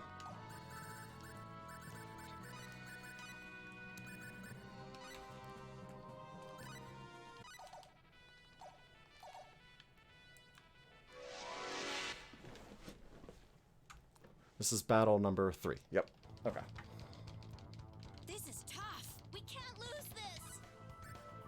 Let's see, item, experience card. Dragon roar! Dragon roar! Dragon roar! Dragon roar! Dragon roar! Dragon Another thing with this enemy, if you're ever fighting it, its regular attacks can turn you to stone. Wish they could have lasted longer. If they turn you to stone, well, stone is one of the 2 status elements in the game that can kill us. Alright, so with that, we are going to continue heading to the next. Oops. I have 3 characters in my party. Come on. Well, this looks wimpy. Don't make this harder than it has to be. Let's go. withdraw.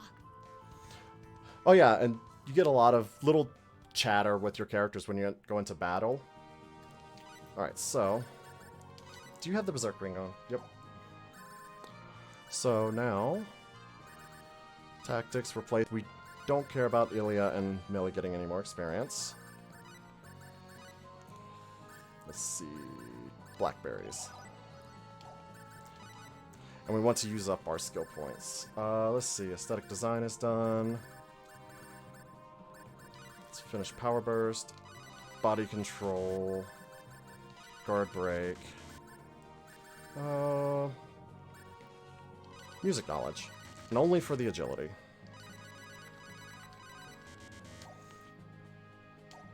And then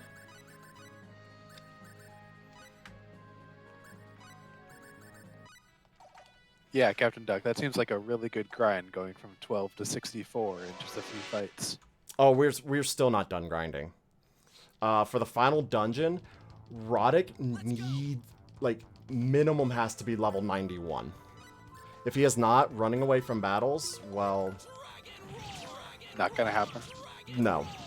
They'll just kill you. They're way too aggressive.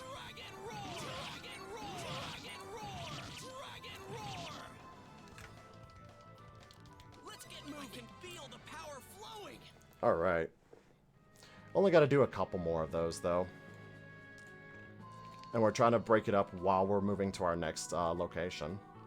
So, got 800. Let's put it into effort, herbology, sidestep. That's poker face. I think we're good. So specialty. Worst case is I run away and just heal up my MP. Devil's Aria.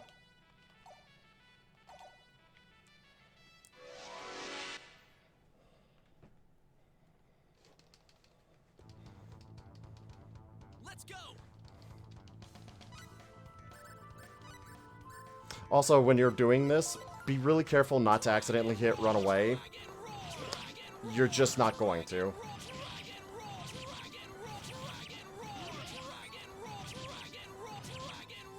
There we go. Yes, I can feel the power flowing. All right. And it's literally now, from now until the end, is a straight shot. We're gonna have a few dungeons. We're gonna finally face our first boss of the game. Items. Mr. Devlin asked if Star Ocean and the Tales games are made by the same developers. I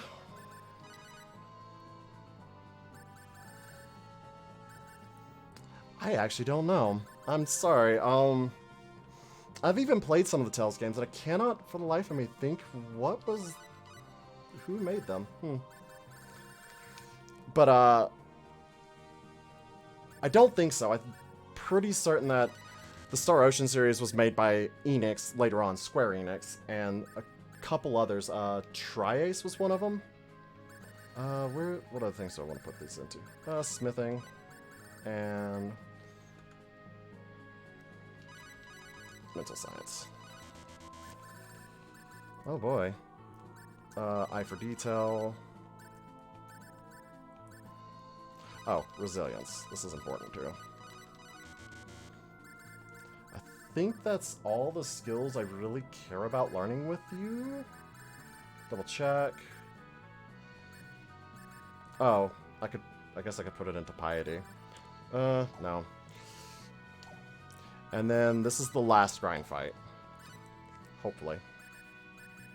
Where? Oh yeah, music. And Ronix has officially served all of his use.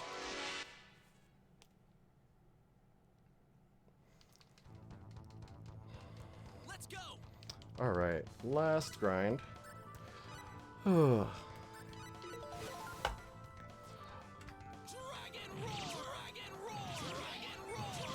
So now, after this fight, I will literally fear nothing except the final boss, because he cheats. Let's get moving. I hope you're watching, Father.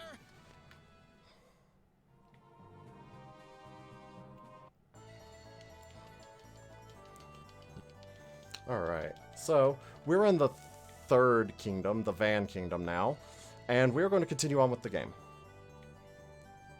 But first, we really should come over here and pick up the last of the skills, which is Combat 3. Is there any skills I want to learn from Combat 3? I don't think so. I know there's some for Millie from that. Not Feint. Is it Feint? Oh yeah, Feint. That is the last skill I care about with Roddick.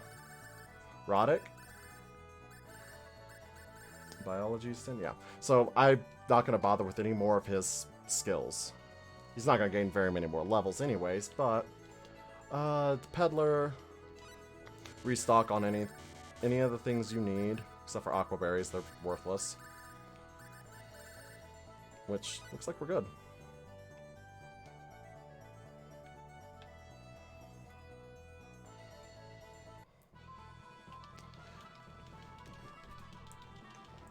Alright, so now we're going to announce that we are going to go slay Asmodeus.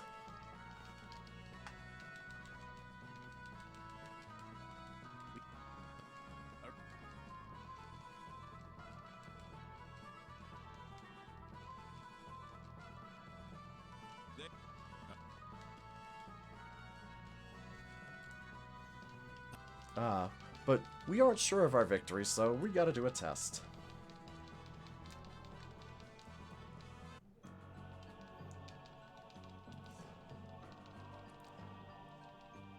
Oh, and just ignore that. I don't even know if that pops up in the original, and just a normal playthrough, that door. Alright, so here is our first actual dungeon of the run at almost 2 hours in. And we want to grab this Amulet of Flexibility and immediately equip it to Roddick.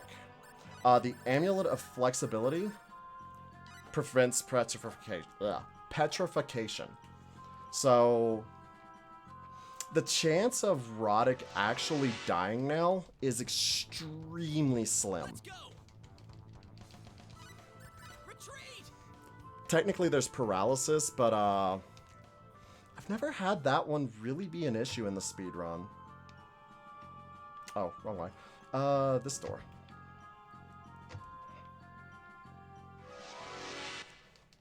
And this puzzle that's coming up, I spent more time on this puzzle in a casual playthrough than I have in the entire final dungeon of this game. Just going to throw that out there. Pretty fiendish to figure out the first time. Pretty much. It doesn't... The description makes sense once you figure it out, but before that you're just confused. There we go. Alright, so... Yeah, you look fine. Ooh. Sounds like a lot of puzzles right around the D&D table. Alright. So we're finally going to take on our first boss, Petriodon. And... he's actually kind of just a pushover. We're surrounded. Dragon roar. Is this about the expected level that the game expects you to be when you're doing this? Oh, absolutely not. Also, regular attacks a lot of times are going to be... Depending on what you're fighting, regular attacks could be more powerful. Alright, so, Petriodon Well, you saw he's a pushover. In a casual playthrough, when you get here, this is one of the first area spikes. Petriodon will just walk all over you if you're not ready for him.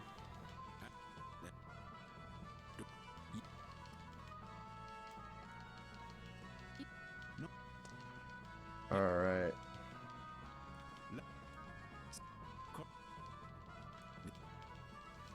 So, now we are tasked with contacting all the kings of the world and get the information about the demon world. So, we can hopefully go slay Asmodeus.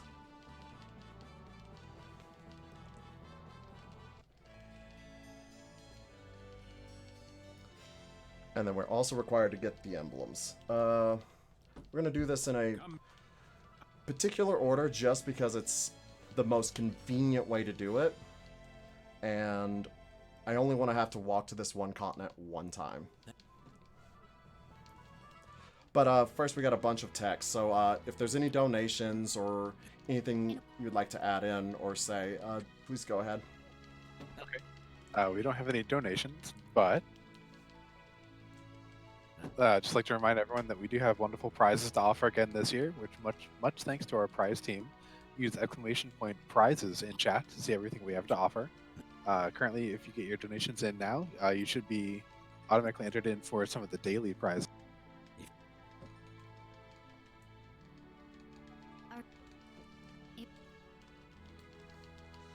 And just a reminder of who it is that we're doing this marathon for. The RPG Valkyries are an inclusive group of female and femme-leaning speedrunners who all love and run RPGs. If you'd like to join their Discord, please use !Discord for the link in chat. The Discord is open to all people and all genders, so do not worry. And that's true. Their Discord's a very friendly, comfy place, and the Valks always run hosts of GDQ marathons, and it's a really nice, chill way to watch GDQs. And have a very friendly, supportive chat environment to be part of for it. And just to echo what he said, the Valks are some of the most amazing people I have had the pleasure to meet, and I can never say enough positive things about them. And I'm super, super grateful that they're allowing me to run this in their marathon. So, definitely, you know, I can't say enough. Like I said, the Valks have been absolutely amazing, and they're so much fun to be around. For sure. I mean, I know you mostly, Val, from the FF4 FE Discord and community, and you can just see the stamp of the Valks, like Natara and Demarine and Scala and Dravenheart, all over just the bones of that community, and it's wonderful.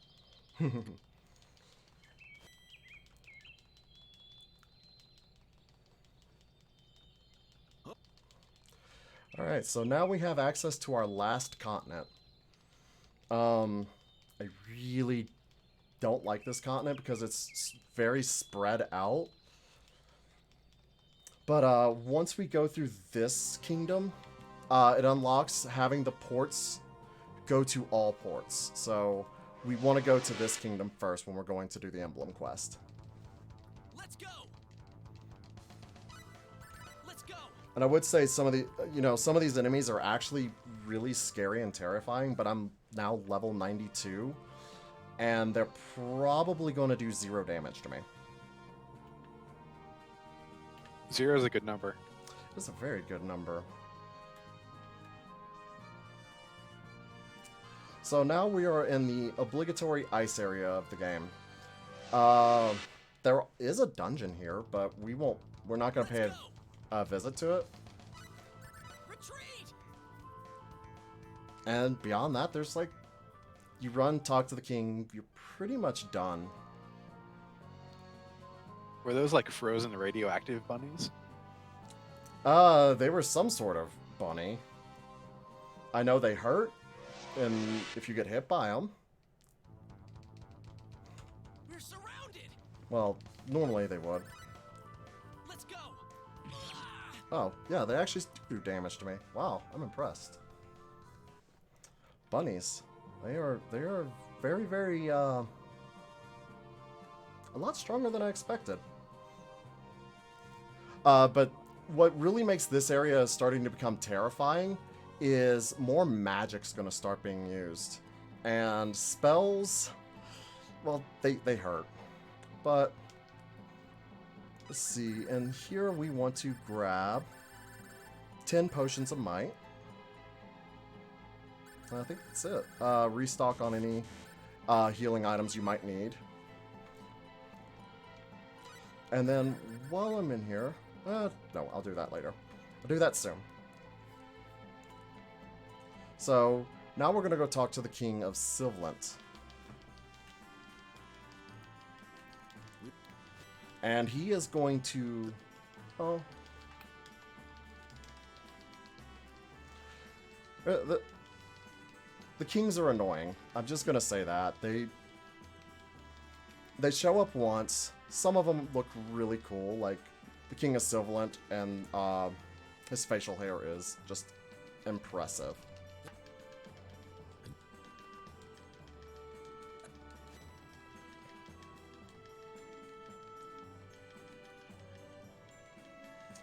But he tells us where the location of the demon world is.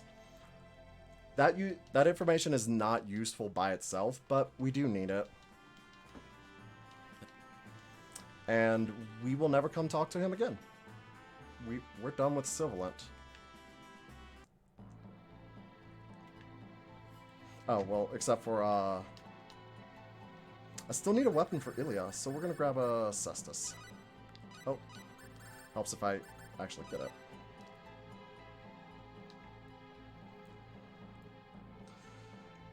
And then...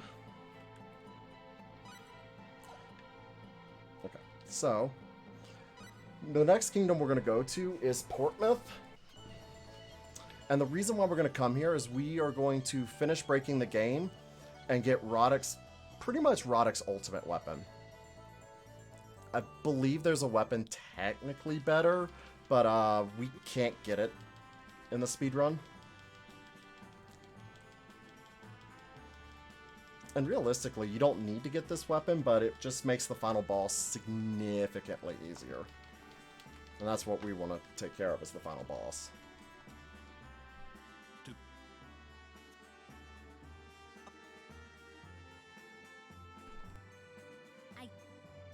So yeah, what's going... Oh, go ahead. I was just going to say, after watching High Spirits Dragon Quest XI run last night, go kind of off the rails in a couple of places, I definitely enjoy significantly easier. I mean, High Spirits is still an incredible runner, so... Oh, it is, and it was a lot of fun to watch, but he definitely had some stuff go not well for him in terms of RNG. Yeah, that's the nature of RPGs. Sometimes the RNG is in your favor. Sometimes, well, the RNG gods are a cruel, cruel mistress.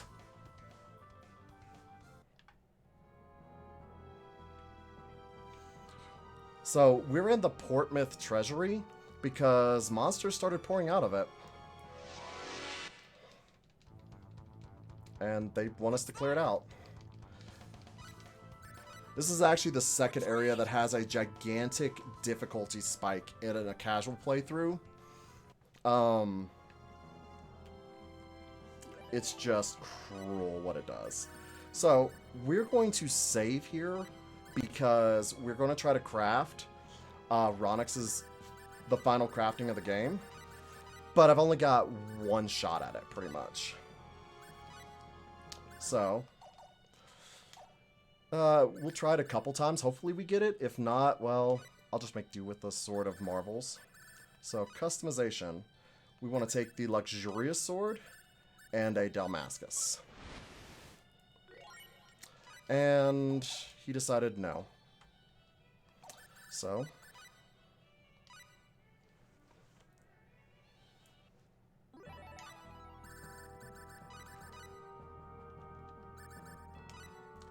Alright, so...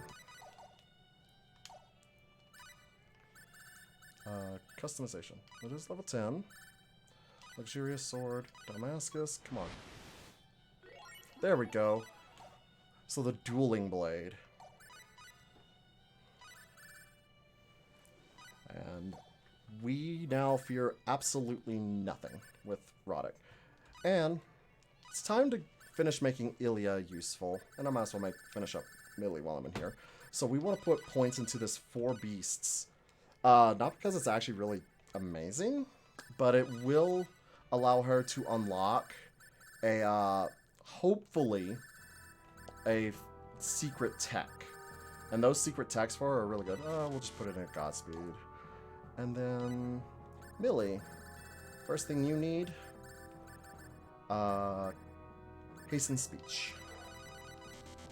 I want that at max, and then trance. And we're done with it. So, special arts. For you, we want explosive kick and avenging fist. And you, we want to put crush there. And then bring Ilya into the party. Make sure she's got her weapon equipped, otherwise she's just not going to do damage. And we have no more crafting in the game. No more grinding. It is literally going to be a straight shot to the end.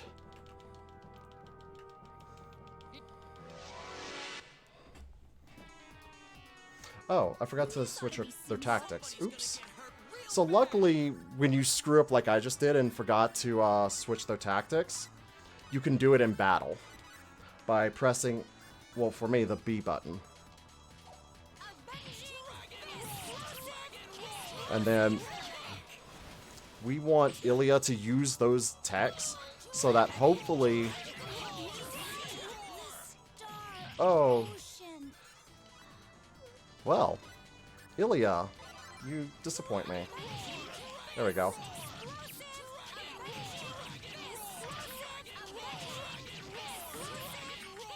There we go. She got ganged up on a little bit. Nope, didn't learn the tech though. That's fine. Got plenty of chances to learn it. We really want so this 4B scroll, as you use text with a character that can learn from that one, it'll allow you to basically upgrade your tax. No, I don't care about formation. It's just take you out of my party for now. And Ilya, unfortunately, her base tax, they're not very good. Ilya herself is a good character. It's just her techs are not very good. Let's go.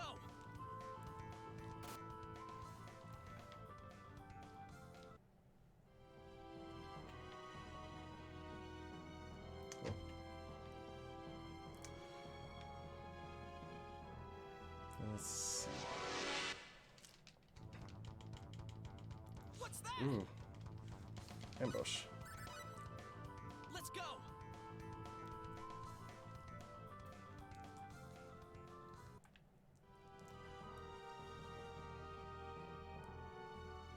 Alright, and now the treasury is cleared. Also, if you grabbed a bunch of the items in there, they would actually take them back right here. So that's why we took the luxurious sword and customized it. So we get the extra dialogue box and we get our best weapon.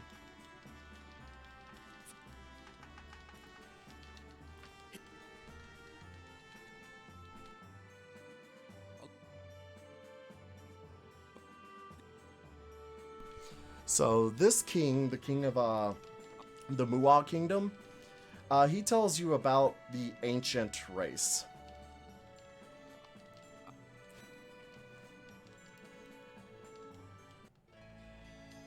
But there is our third emblem. Do we come back to Portmouth? I don't think we ever come back to Portmouth. Yay, we're done with Portmouth. So, Hi, Portmouth.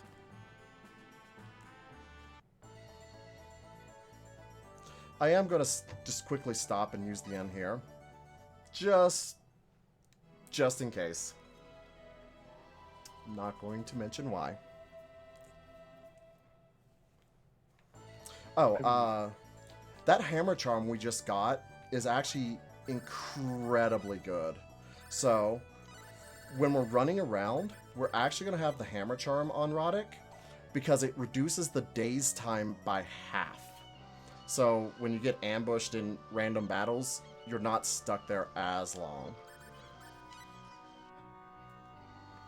And then along with the Amulet of Flexibility, the chances of me dying to anything outside of the final boss is pretty low. There is one enemy in the game that could still potentially kill me, but it hasn't in a long time, so fingers crossed that doesn't happen tonight. Let's go. This morning. Let's go.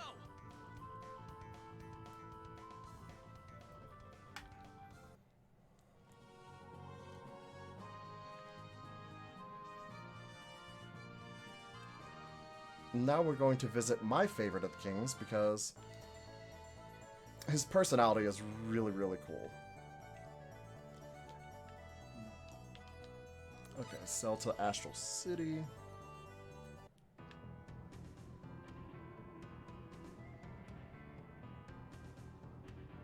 Yeah, they don't have you project to Astral City.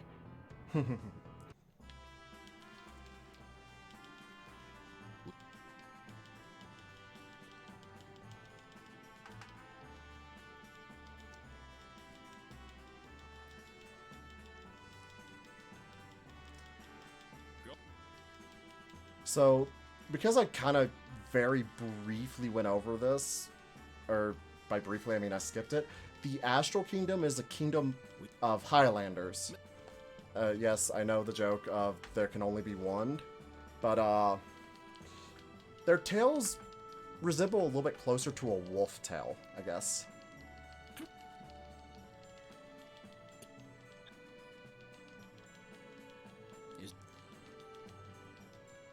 Oh, and this king just gives us 4 phrases. I don't think it's really important, but they're there.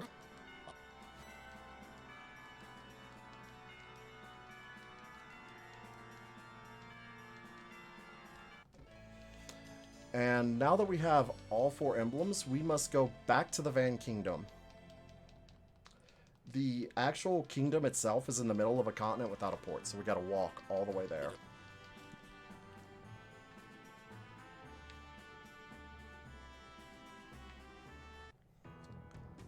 And we are...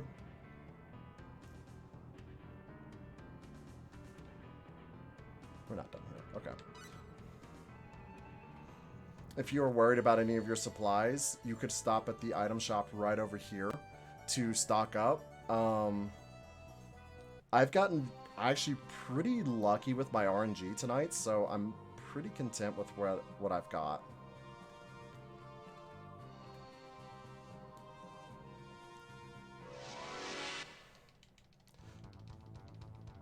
Behind us.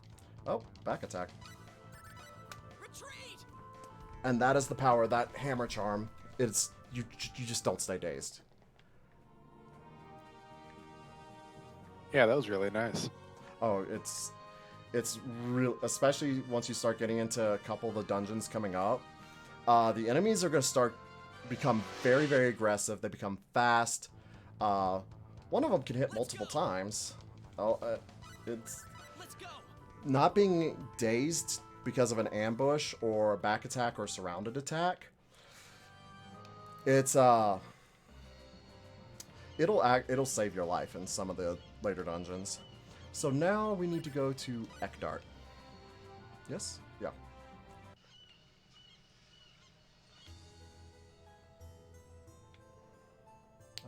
Don't get stuck on the stairwell.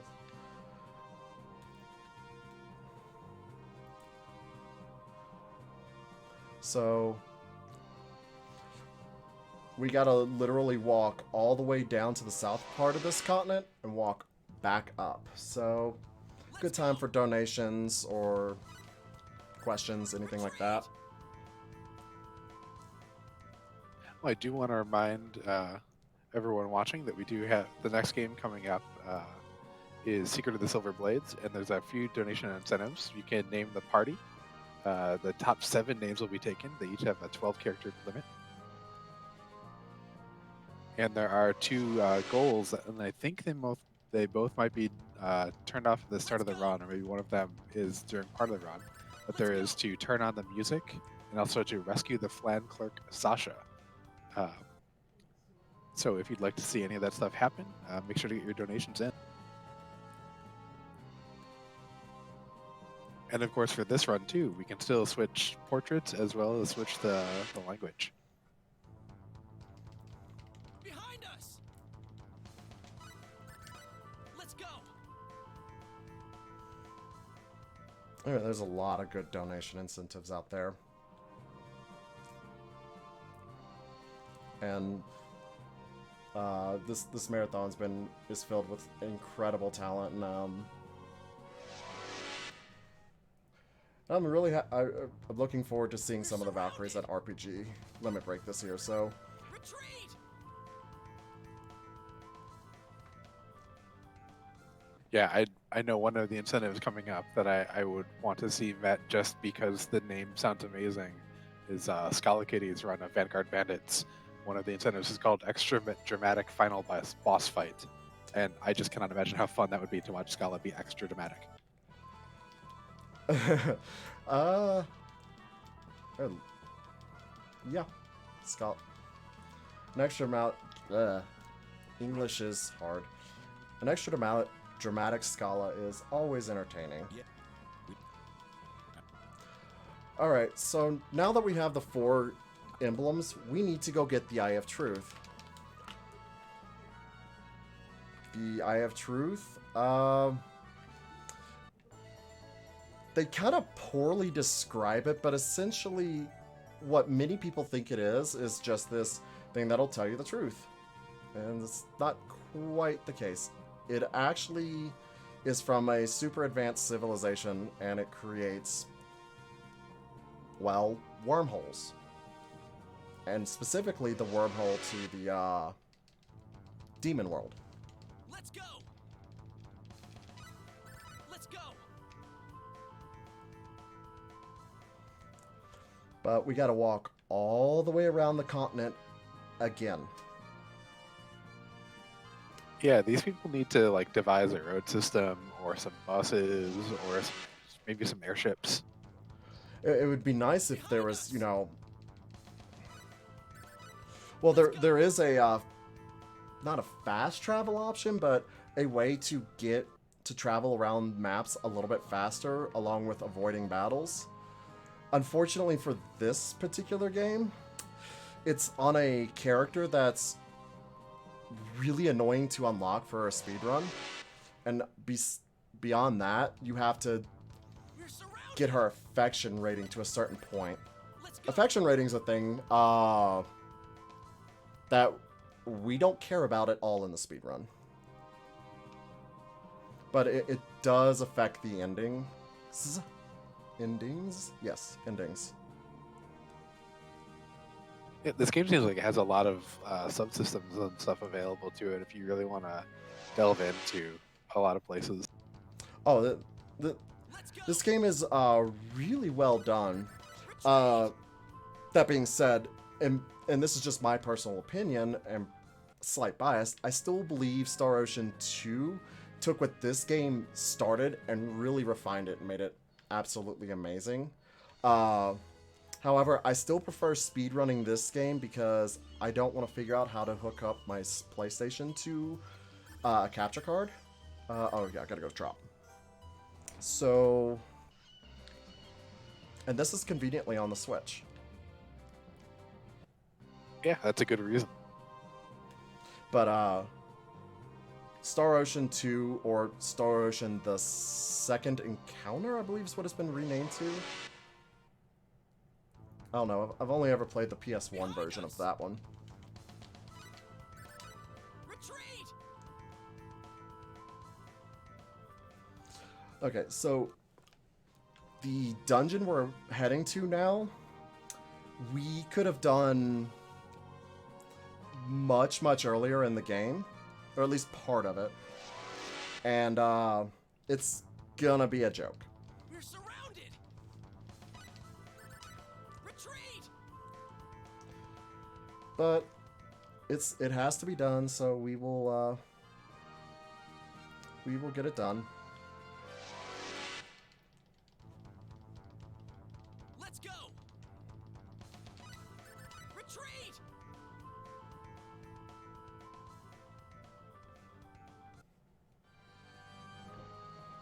Okay.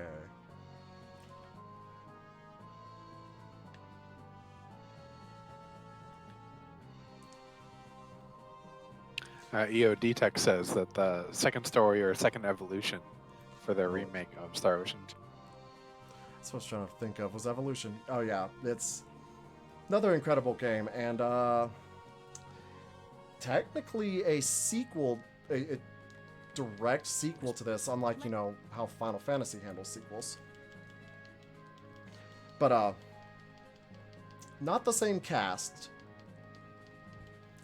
Oh yeah, this dungeon does something cruel.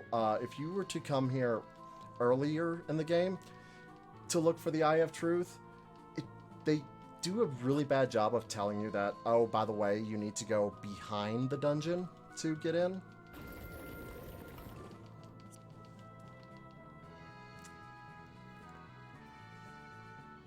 But, alright. We are now in the Purgatorium.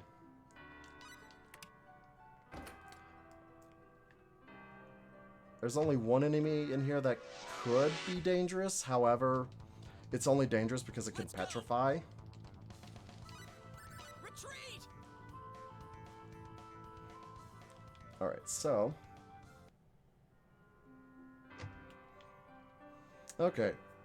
It does do some fun puzzles, though. Touch the blob teleports you. Or slime. We'll go with slimes.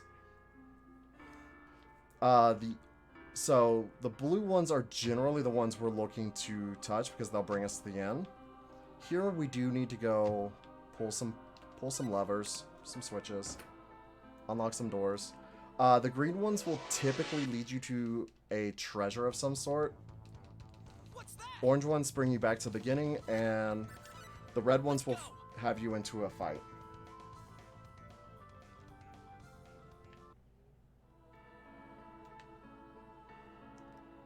Oh. So that's one of the switches done. Was that the red blob or... Yep, that's the red blob. So when you run into the red slime, red blob, this is the encounter you would get. An archer, which does magic as well, and those three things. And those three things can petrify you. So do be careful with those.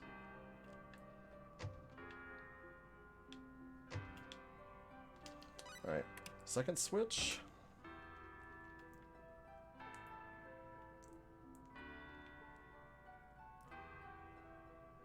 Alright.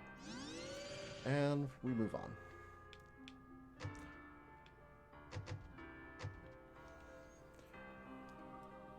And this one is, all the rules I just told you aren't quite true anymore.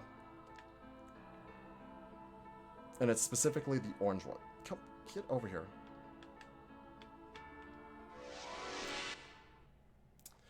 Well,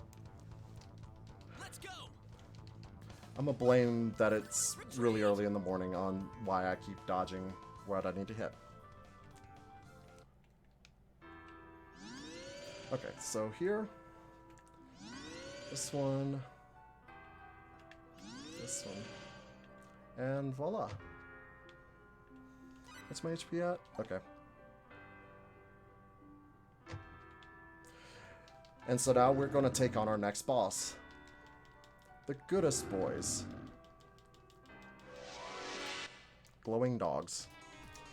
These bosses are... Oh, no. They're a boss, but by the time we get here, they're already a joke. Yeah, look like they're doing about 50 points of damage. I'm surprised they did that. Usually they do around 15 to 20. Oh well. Oh, I know why that happened. That's okay.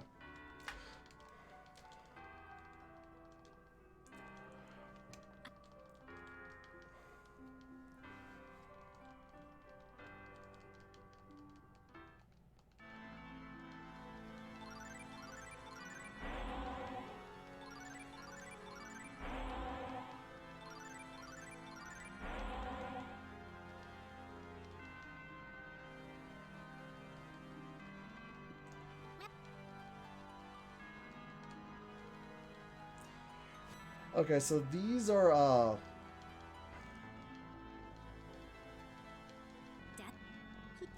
these are one of the parts of the original race, the runes. Runes. Runes. There we go. Don't worry about them, they're not really important any further. So, this dungeon is a little bit mean. What's that? This is the final difficulty spike, and it's only because of one enemy in this dungeon that, even with my current levels, if it got me in the right situation, will just immediately kill me. It doesn't happen very often, but it can.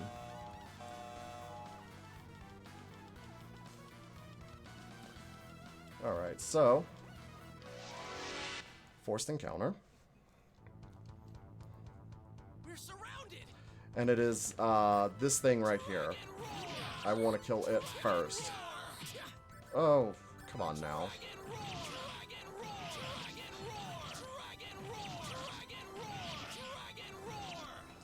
So what that enemy does is it uses a machine gun attack on you. We're finally fighting our giant robots. And it hits you many times for about 1,000 to 1,500 each. Come on. But for that encounter, we get the R card.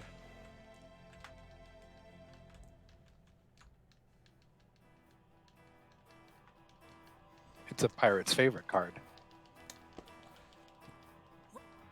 Trying to, I would say there were pirates in the game, but we kind of just stayed at an inn forever and got to ignore them.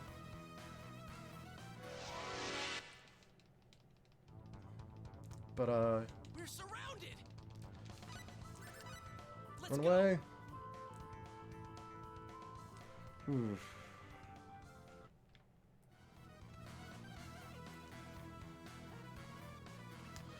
Alright, and this place is a little mazy, but it's not too bad. Let's go. Let's go.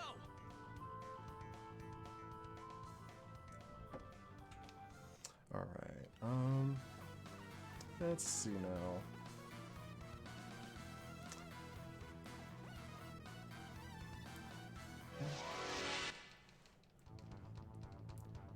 Let's go. Let's go. They really like that glowing special effect for enemies, so you'll see it a lot now.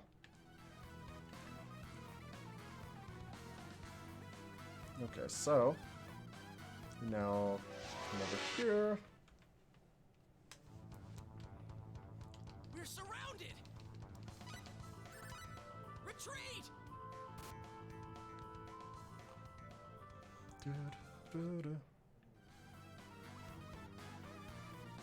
And the switch. And we need the R card just so we can walk back through that door. Through here. Another forced encounter.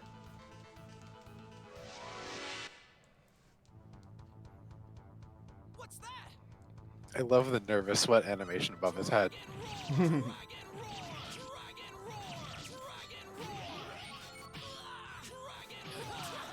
Ooh. And Doan 2300 says that they heart the music of the stage too. Oh. That was way too fast. Let me think. What's left? Okay. Just like the R card, we need to get a B card. Guess what those are used for? Herding bees? No.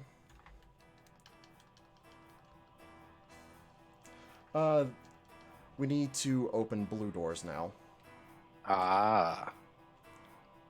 Specifically this one. Switch. Encounters. Let's go. Let's go. It'd be kind of fun if it just took a left turn into you got a beekeeping license. There's, there's a lot about this game I still don't know. Like, there's an entire optional dungeon. Yeah, we go... No. Almost went the wrong way. I think. Let's go. Retreat.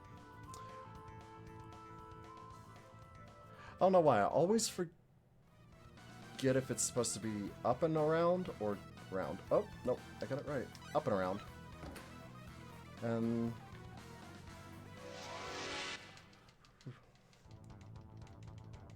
Let's go. Let's go.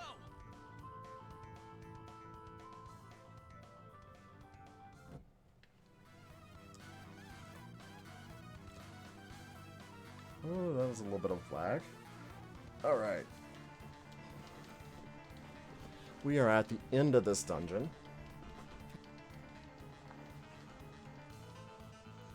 Surprisingly, this game has kind of a lack of boss fights.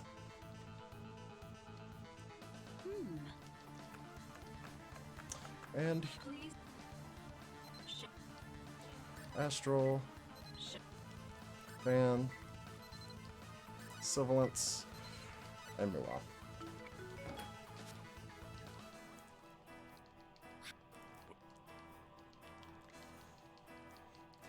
In a casual playthrough of the game, when you're talking to some of the NPCs, they'll mention things like, oh, Van is in the Kingdom of the Falling Leaves. Sibilant is pretty obvious, it's frozen. So they do a good job with this part of the quest for a casual playthrough, because it's just things you pick up as you're going through the game. Oh, and the lost continent of Mu. Moo.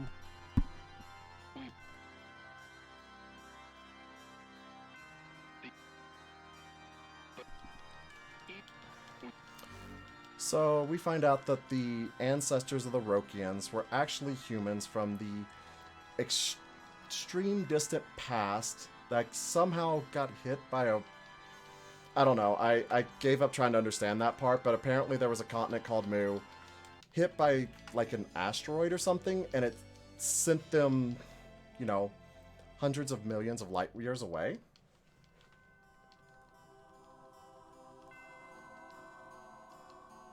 The physics there seems sketchy, but I'll buy it. I mean, we just got an eye that lets us open up a wormhole. Exactly.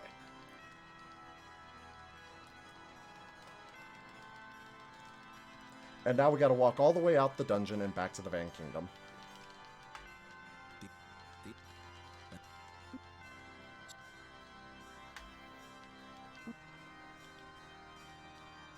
No, actually, this is one of the times the game is actually really kind and fast travels you.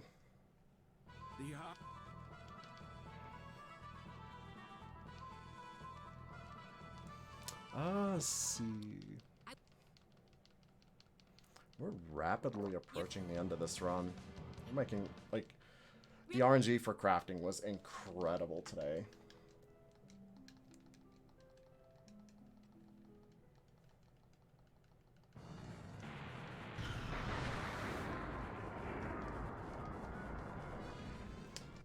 Well, that town no longer exists.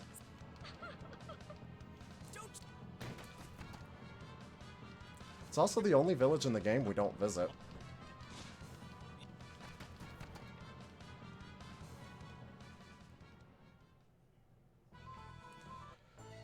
Alright, so now it is time to go to the demon world. And I would say the difficulty spikes in the demon world, but it really doesn't. The demon world is actually, at least in my opinion, easier than the previous dungeon we just did. Let's go. Let's go.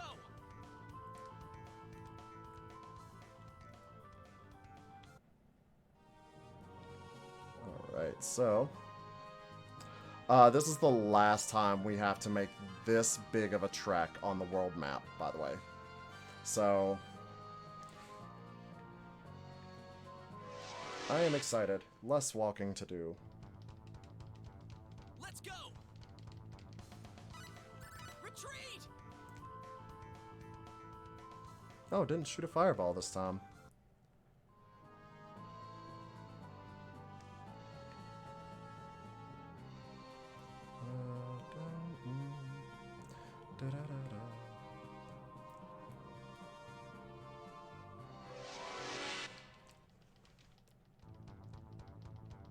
Let's go.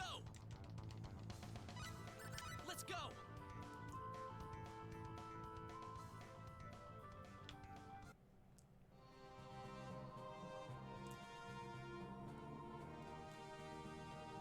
Alright, so we are finally going to storm the demon world once I stop running into encounters. Let's go. Retreat. They just want to give you last minute tips on how to storm the demon world. Yeah, they can keep their tips.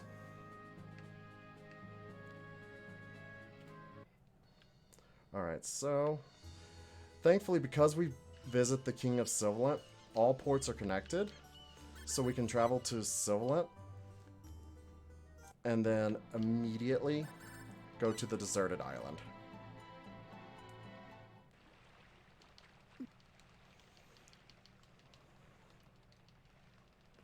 Alright, with the Eye of Truth, we will now be able to go into the demon world.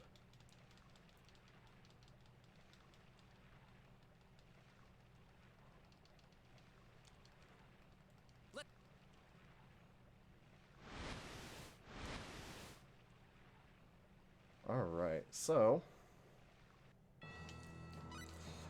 before you step forward, make sure you bring Ilya and Millie into your party.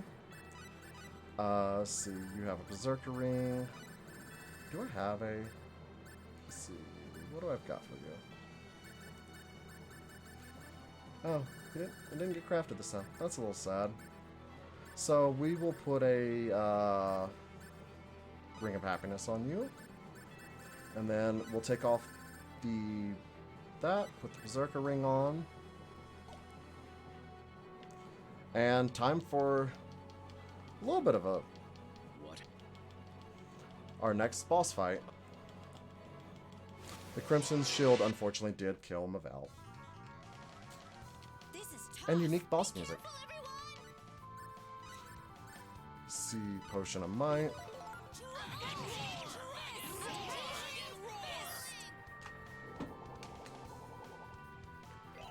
Alright. Very nice. Ilya got on the other side of him, so he couldn't attack. All right, let's get going. No, you didn't learn it, Ilya. You jerk. Okay. What? Okay.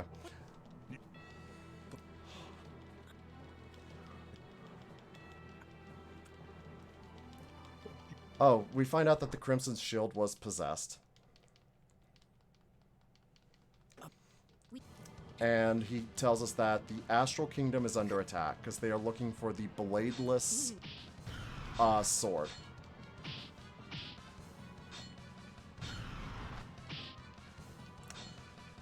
And immediately into another boss battle. This looks bad. I hope we can do this. Potion of Might.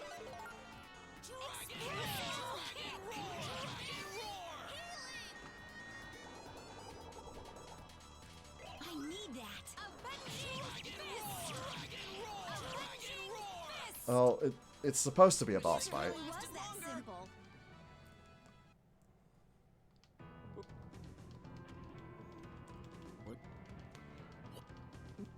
I think you're now the boss. So, with those two bosses defeated, we are going to get access to, well, I'll just let you see and judge for yourself.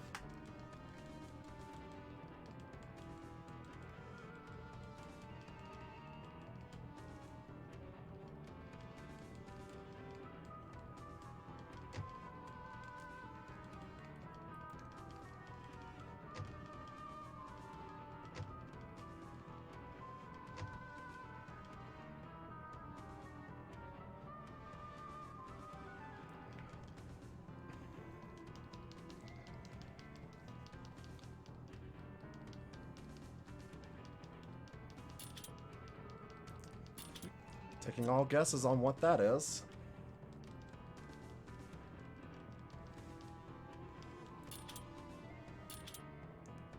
A beam sword.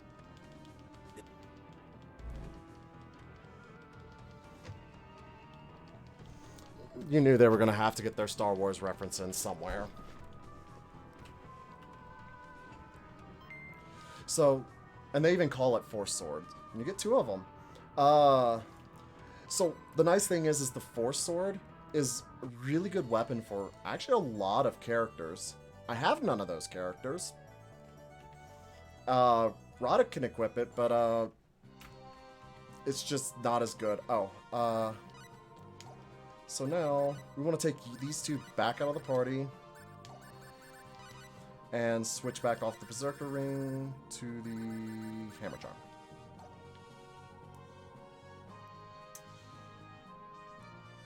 But this time it couldn't fast travel us back to the Demon World. At least it's not as much walking. Let's see. There's not a whole lot left to the run. Probably about another 20 to 30 minutes.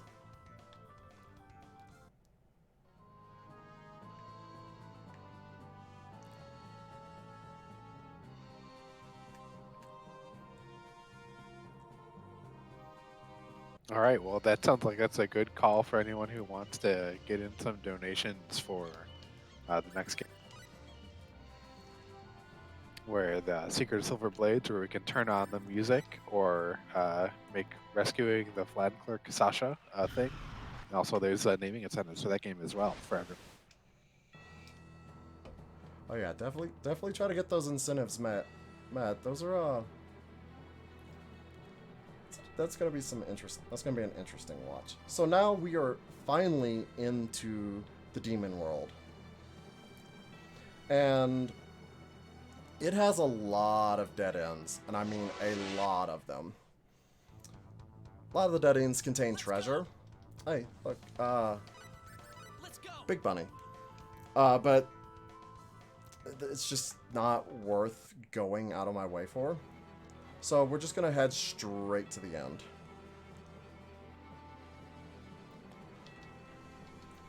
And now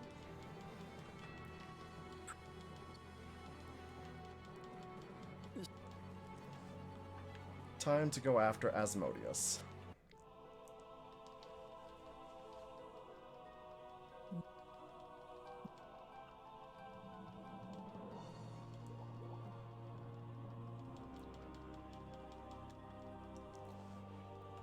And we are in the space-time laboratory. A little advanced for, like, anything else we have seen. Retreat!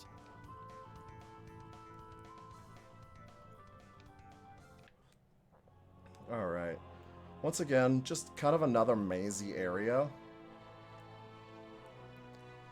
Kind of mazy area. Let's see, back this way. We're surrounded. Let's go. Jerks.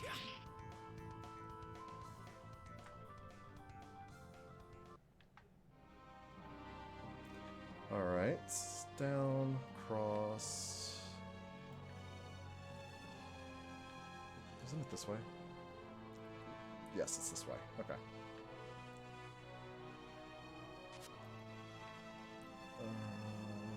Here? Yep.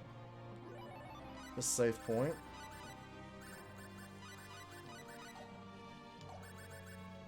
Let's see. Equipment. Switch the hammer charm for the Berserker ring. Don't care. Don't care. You're unimportant. And then save.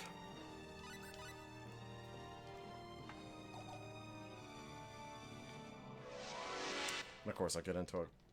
Of course. Alright, so Keep focused, everyone. Let's take our time here. Time to Big- retreat. because I have the extra party members, it does take longer to run away. So, a little unfortunate there. And just quickly... Oh, your HP's fine. So, head here.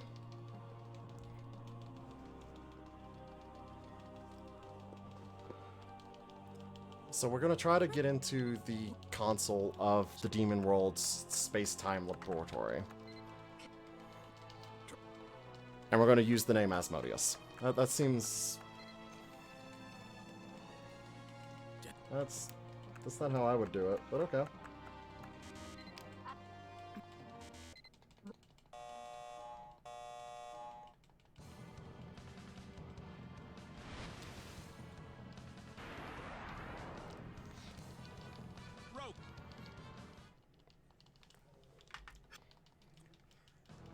Alright.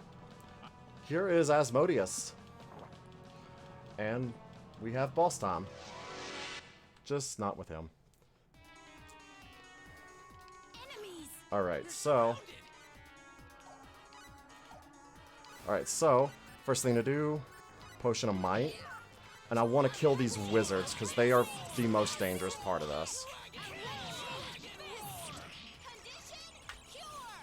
And Millie's going to take care of any conditions we might get.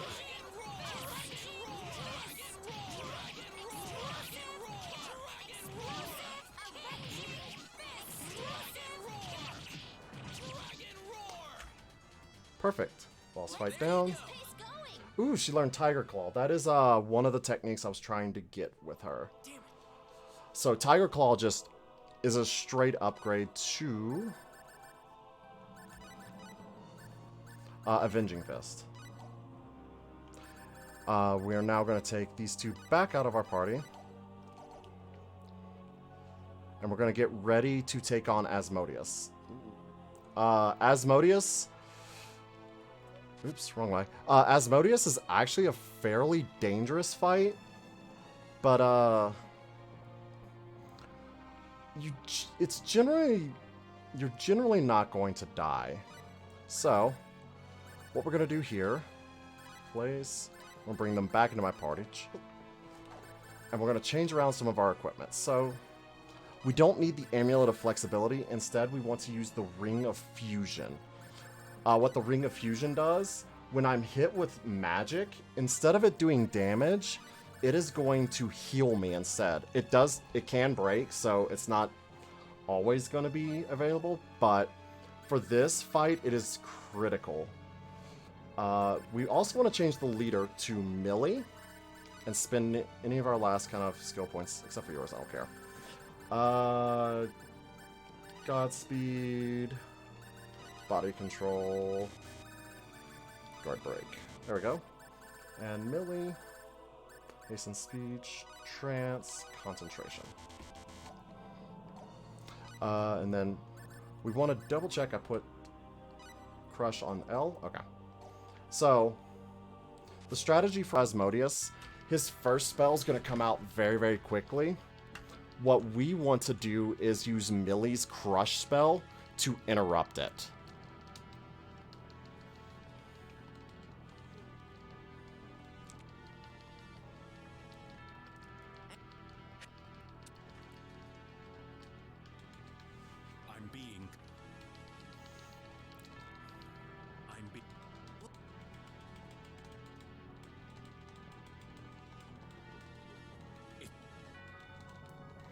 Alright. Battle against Asmodeus. Power against power. I think I shall enjoy this. Is that a pineapple? Are those pineapples in the vat? No. Those are the second most annoying enemy in the game. Ooh. So here's one of the things with Asmodeus. When he's casting a spell, you cannot hit him.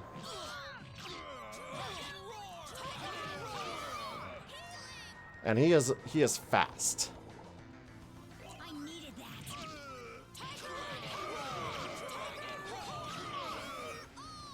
Oh yeah, I gotta turn off Cure All because it's a MP sync and doesn't actually heal enough.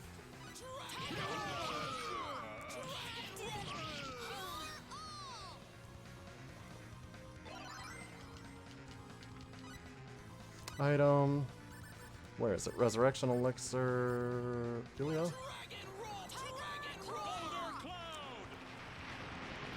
Quit with the spells. Come on.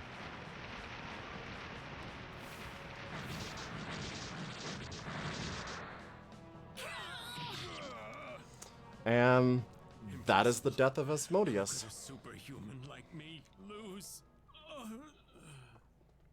Yay, Demon Lord down. He actually just said something interesting. That's worth 10 out of 10. He said superhuman. Keep that in mind.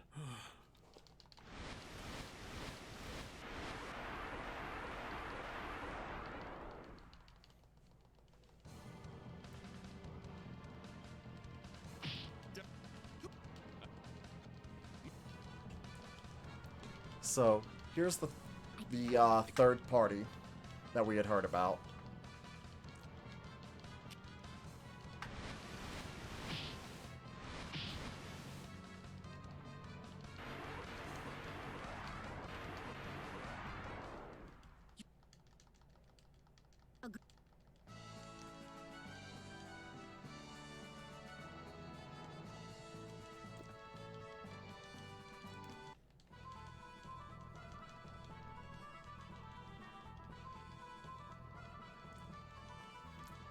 Alright, with our job done, we now need to return to the present.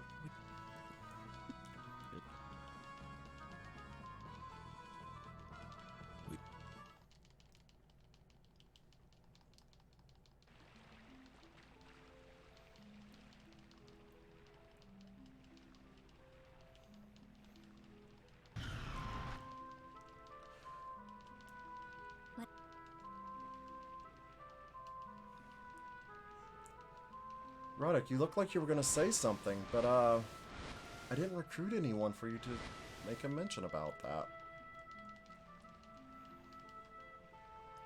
Womp womp. Oh well. Back on board the Calnus, the party succeeds in replicating the serum. And they ship it off to Roke.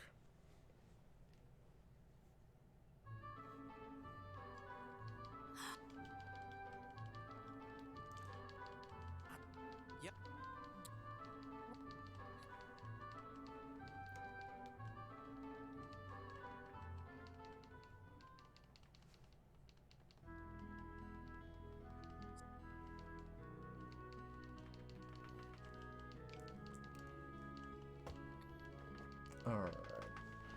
And we must go our separate ways.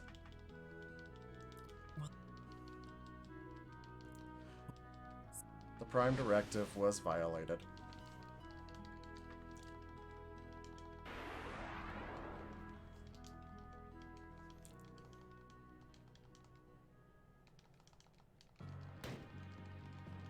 It was violated, but you fixed the violation, so cool, we're gonna peace out. A little bit more than that, but yes. Admiral pulls some strings and they're not gonna get in trouble. And instead, we need to go do an assassination attempt on someone that is immune to pretty much all modern weaponry. Lasers, explosives, missiles, force weapons. So what you gotta do it the old-fashioned way. That sounds pretty handy that you've been in the past and have forged swords and stuff. Oh, yeah.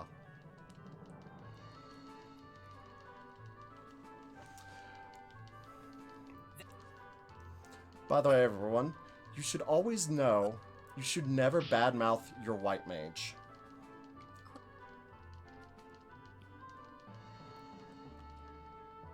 That is very true. Mr. Devlin in chat is asking if Ronix is meant to be Ronixus. Yeah, he is. I believe he's asking if it's Claude's father. Yes, same person.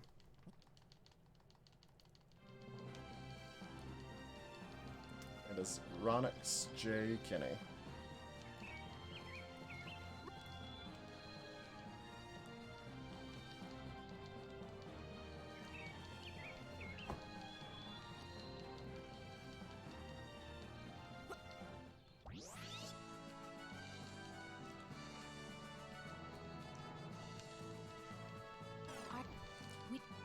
Violated the Prime Directive once. This time we are ordered to violate it so we can kill this, well...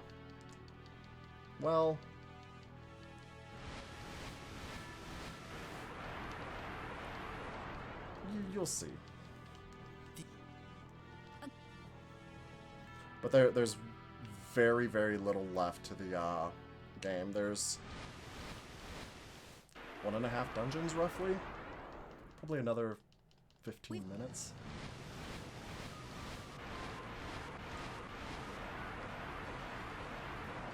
Do I have time to read a quick donation? Oh yeah, certainly. Devlin says, "Hi again. Found some change down at the back of the sofa, so here you go. Going towards naming a character in Secret of the Silver Blade after one of my D&D characters. Vincent, thank you for that donation, Devlin." Oh, awesome. Thank you for the donations.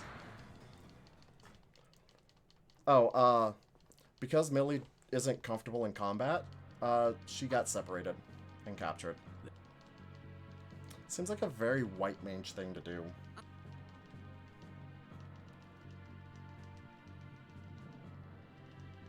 It does, but don't tell Demi we said that. I would still tell Dim I'd said that, but you have to remember, Dim is a very good white mage, not just the average one.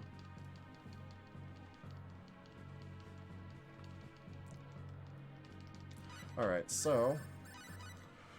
Ronix, you can get out of my party. Ilya, get out of my party. And then... Ooh, didn't get destroyed. So, we're going to switch back to the Amulet of Flexibility and... Hammer Charm. You're fine, you're fine. Okay, so we gotta go, grab Millie again.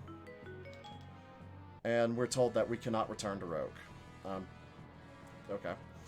So we gotta run over to this prison over here that is extremely hard and... No. It's like... It's like a... just a couple minutes of a dungeon. We're surrounded. Retreat.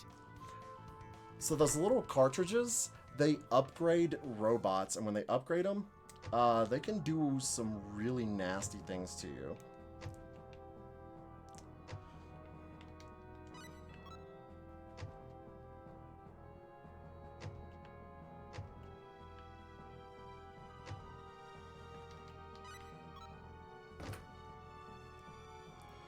Alright.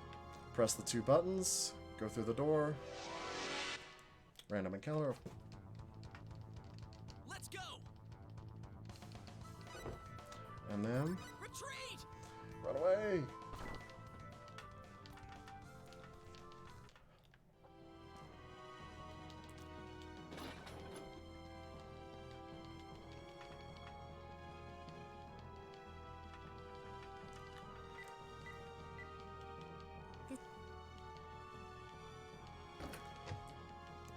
Alright, and now... with Millie, we can start heading to the final dungeon. And the final dungeon is a mess of a maze. And very kind of confusing, because everything looks exactly the same all the way through.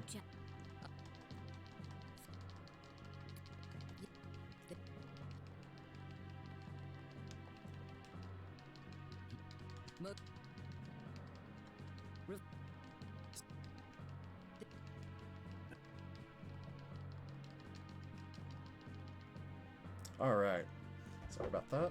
So, this is the final shop in the game. As always, double check to make sure you have everything you're going to need to get through the dungeon. I do want to have max of those, and that's it. You can get a lot of things here to continue on crafting, but, oh. So, something else to keep in mind. Millie lost all of her equipment. So you got to make sure you re-equip her. And I do it right now because if I don't, I will forget to check. And it's really bad if I do that.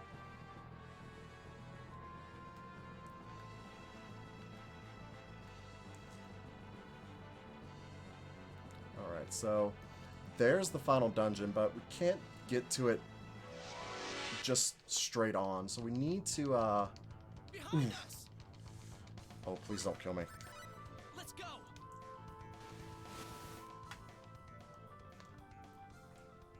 I forgot about you. We're going to save because I forgot about that enemy, and that enemy can one-shot Roddick. And only because I don't have actual armor for him.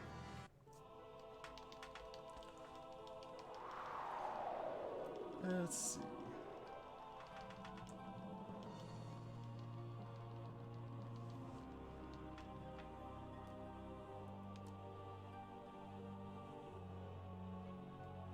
Stick to the left.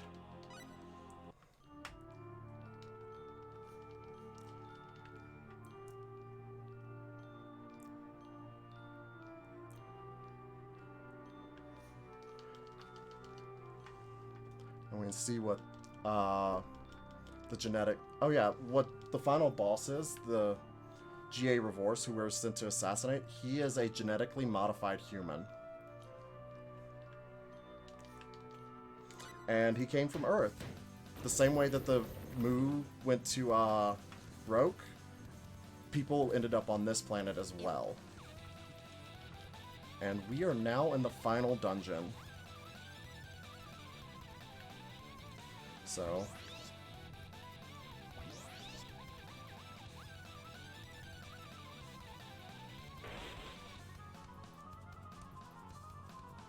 Alright, so with that, we are going to... Ah! No! What? Let's Okay. go. These are the least scary enemies in here. Retreat. A lot of the enemies in here hit really hard. So... just keep that in mind. So we're gonna... figure out the maze. Get to the top and take on GA Reverse.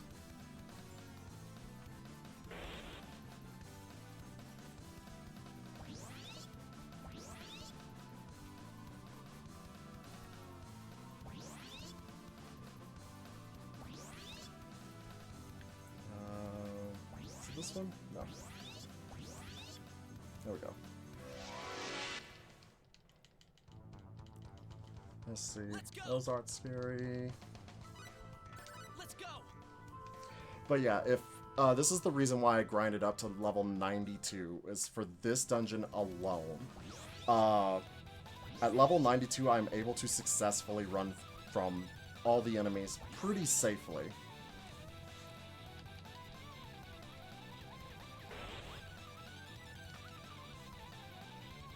Alright, so... which one was it? I think it's this one. No, I guessed wrong.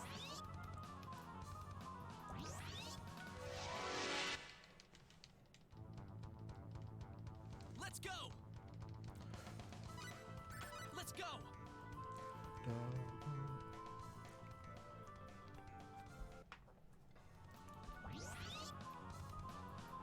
Alright.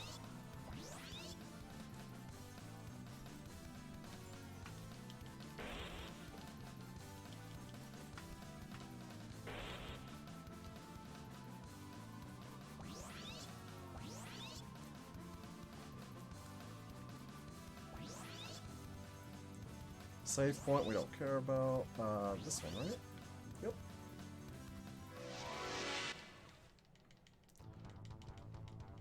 Let's go. Let's go.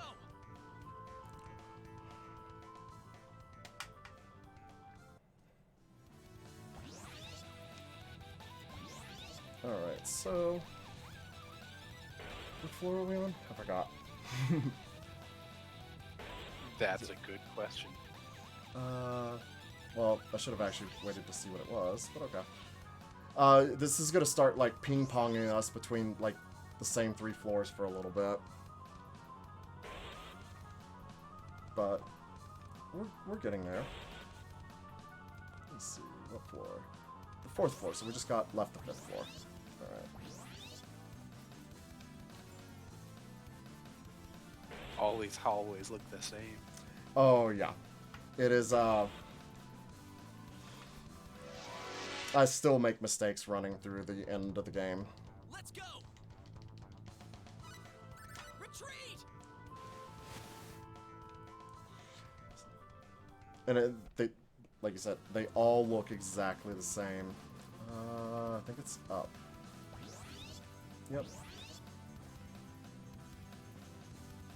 And it's very easy to get lost, even in a casual playthrough. Oh, this dungeon can take a while in a casual playthrough just because everything looks the same. Let's see.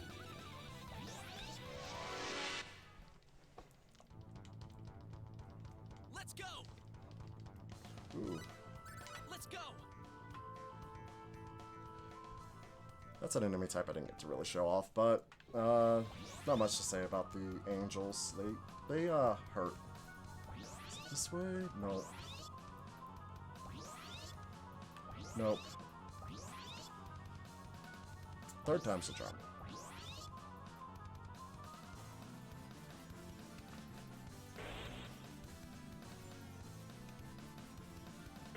Do I have a second to read a donation?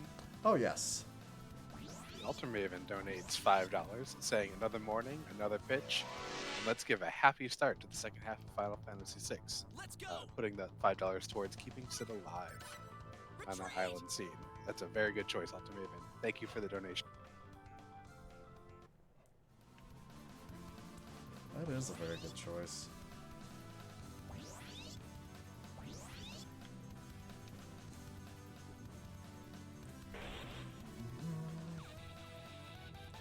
I know the first time I played that game and failed at feeding Sid the fish, it was very sad. I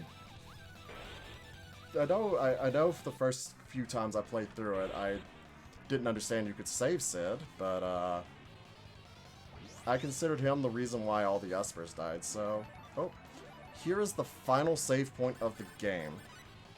So we want to bring Ilya and Millie in my party. Formation. We want to switch to the linear formation. And make Millie the party leader. We're going to switch to Ring of Fusion and Berserker Ring. Ring of Fusion, Berserker Ring, Ring of Fusion, and Ring of Happiness. Save, because the final boss is very, very cruel. And Yeah, you said he cheats earlier? so, just like Asmodeus, he can start casting a spell and you just can't hit him.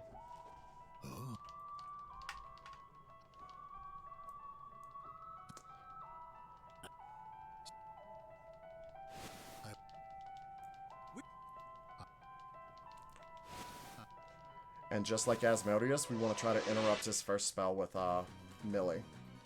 This looks tough. This part of the fight's not bad. Grant requiem to the human race. Awesome, she interrupted it. Thank you, Millie. Dragon roar. Come on. Let me get my Potion of Might. Ooh, let's see. Potion of Might. Dragon roar. Dragon roar. Thank you, Millie. That's not what I need you to do. Oh no, don't do that. Resurrection Elixir. We need Ilya alive. Millie! Move a little faster. Cascade! Ugh. All shall fall into the abyss, even the light of hope.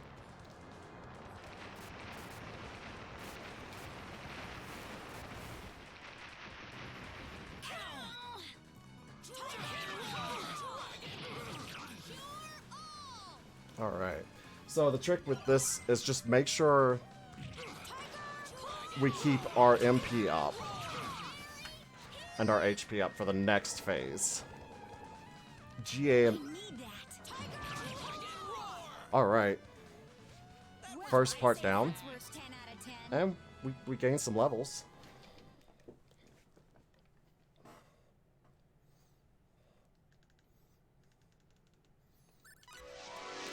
And time for the battle with Neo Reverse. Keep focused, This everyone. Accept your fate and kneel this fight is just really difficult because he hits really hard and he is very fast.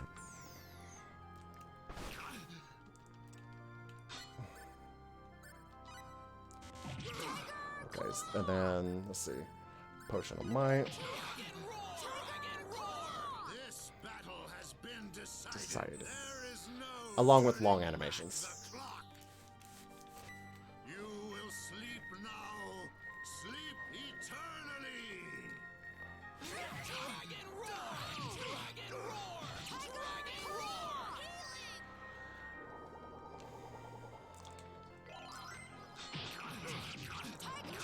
There we go. It looks like we're in a... We got him pinned against the wall. That, like, never happens. Let's... Oh, but he started casting a spell. And that's what I mean by he cheats. When he casts a spell, he just... You can't hit him. And that's a little silly to me.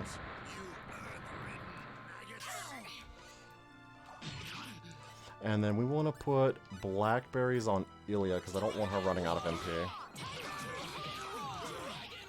And that's time. GG. 3:05:57. That is 20 minutes under estimate. I'm sure they will be excited about that. Excellent. All right.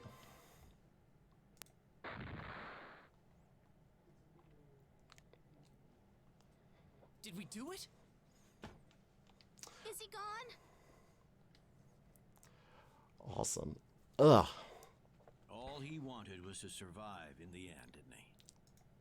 All Yeah, and Val isn't in chat, so I'll read off some GGs for you. MS Kane, I Mr. suppose. Devlin, Reniko, and Cinderflame. I'll give you GGs. Thank y'all so much. Maybe that's the secret. Maybe you need a weak Just- body to be strong in spirit. I'm so happy I got to show off this speed run. Perhaps. When I look at the Rokians, I It's can't help such a but fun hold and some hope actually a for the pretty human simple race. speed run to do. Once you They may not have the memorize technology, but numbers, which they I am have the very heart. bad at, but we could learn a lot from them. let's That's what see now. spreadsheets are for. You don't want to know how many spreadsheets I have for this game. I guess this is goodbye for good then. Yes, but we may come back for you again. Though I'd prefer if we didn't have to. Run through some of the credits. Well, you're certainly welcome. Yeah, but that looked like a really adorable game. Oh, it's a really fun game. I think I'd prefer it if we There's stayed it's a very in straightforward game. It's got a couple little quirks to it, you know. There are certain parts of the game in a casual playthrough, it just spikes randomly in difficulty and just punishes you. But there's a lot to it that, you know, even for the speedrun I can't show off. You know, there's like another 8 characters in the world. I think there is. For one, we wouldn't have met you. And we wouldn't have had the amazing adventure we had. But Don't worry about us. We'll make Roke even better than it was before. they did the re-release for the Switch and the PS4. They did a really good job. Well, And if you're interested in the Star Ocean series, I recommend trying out this game. It's a lot of fun, and I would love to see more people speedrunning it. Things might have been different if I were born on the same planet Let's as see. you.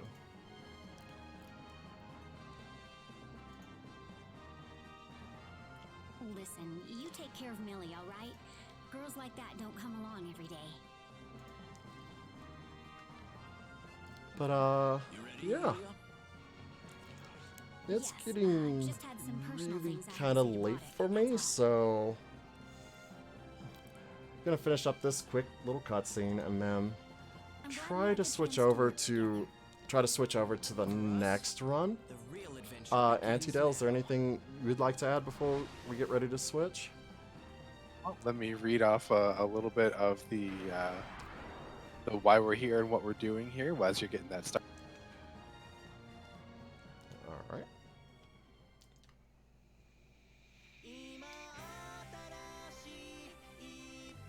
right. You're currently watching RPGs We Love 3, the annual RPG Valkyries fundraising marathon. All donations accepted during the marathon will go directly to the RPG Valkyries to pay for accommodations, airfare, and necessary additional expenses such as food at the event, taxes, etc. Any leftover funds will be donated directly to the National Alliance on Mental Illness, NAMI, which is the selected charity for RPG Limit Break. And while all donations we receive via PayPal will be helped going to accommodate the Valkyries at RPG Limit Break, all subs and bit money goes directly to charity. The RPG Valkyries support Take This in our autumn marathon, and all sub and bit money will be going to support Take This. All right, looks like the next run is ready, so we're gonna... Thanks everyone for coming out. Thanks for all your donations and joining me in this run. And a huge shout out and thank you to the Valkyries for letting me show this off. It's been a lot of fun learning this, and yeah, could get y'all ready to see Legend of the... What's the game coming up? All right. But let me switch over to that tab real fast and I'll get that for you. It is Secret of the Silver Blades, run by MS Kane, all right, who is there in chat. All right, so we're gonna get everything switched over to him, and we'll catch y'all later.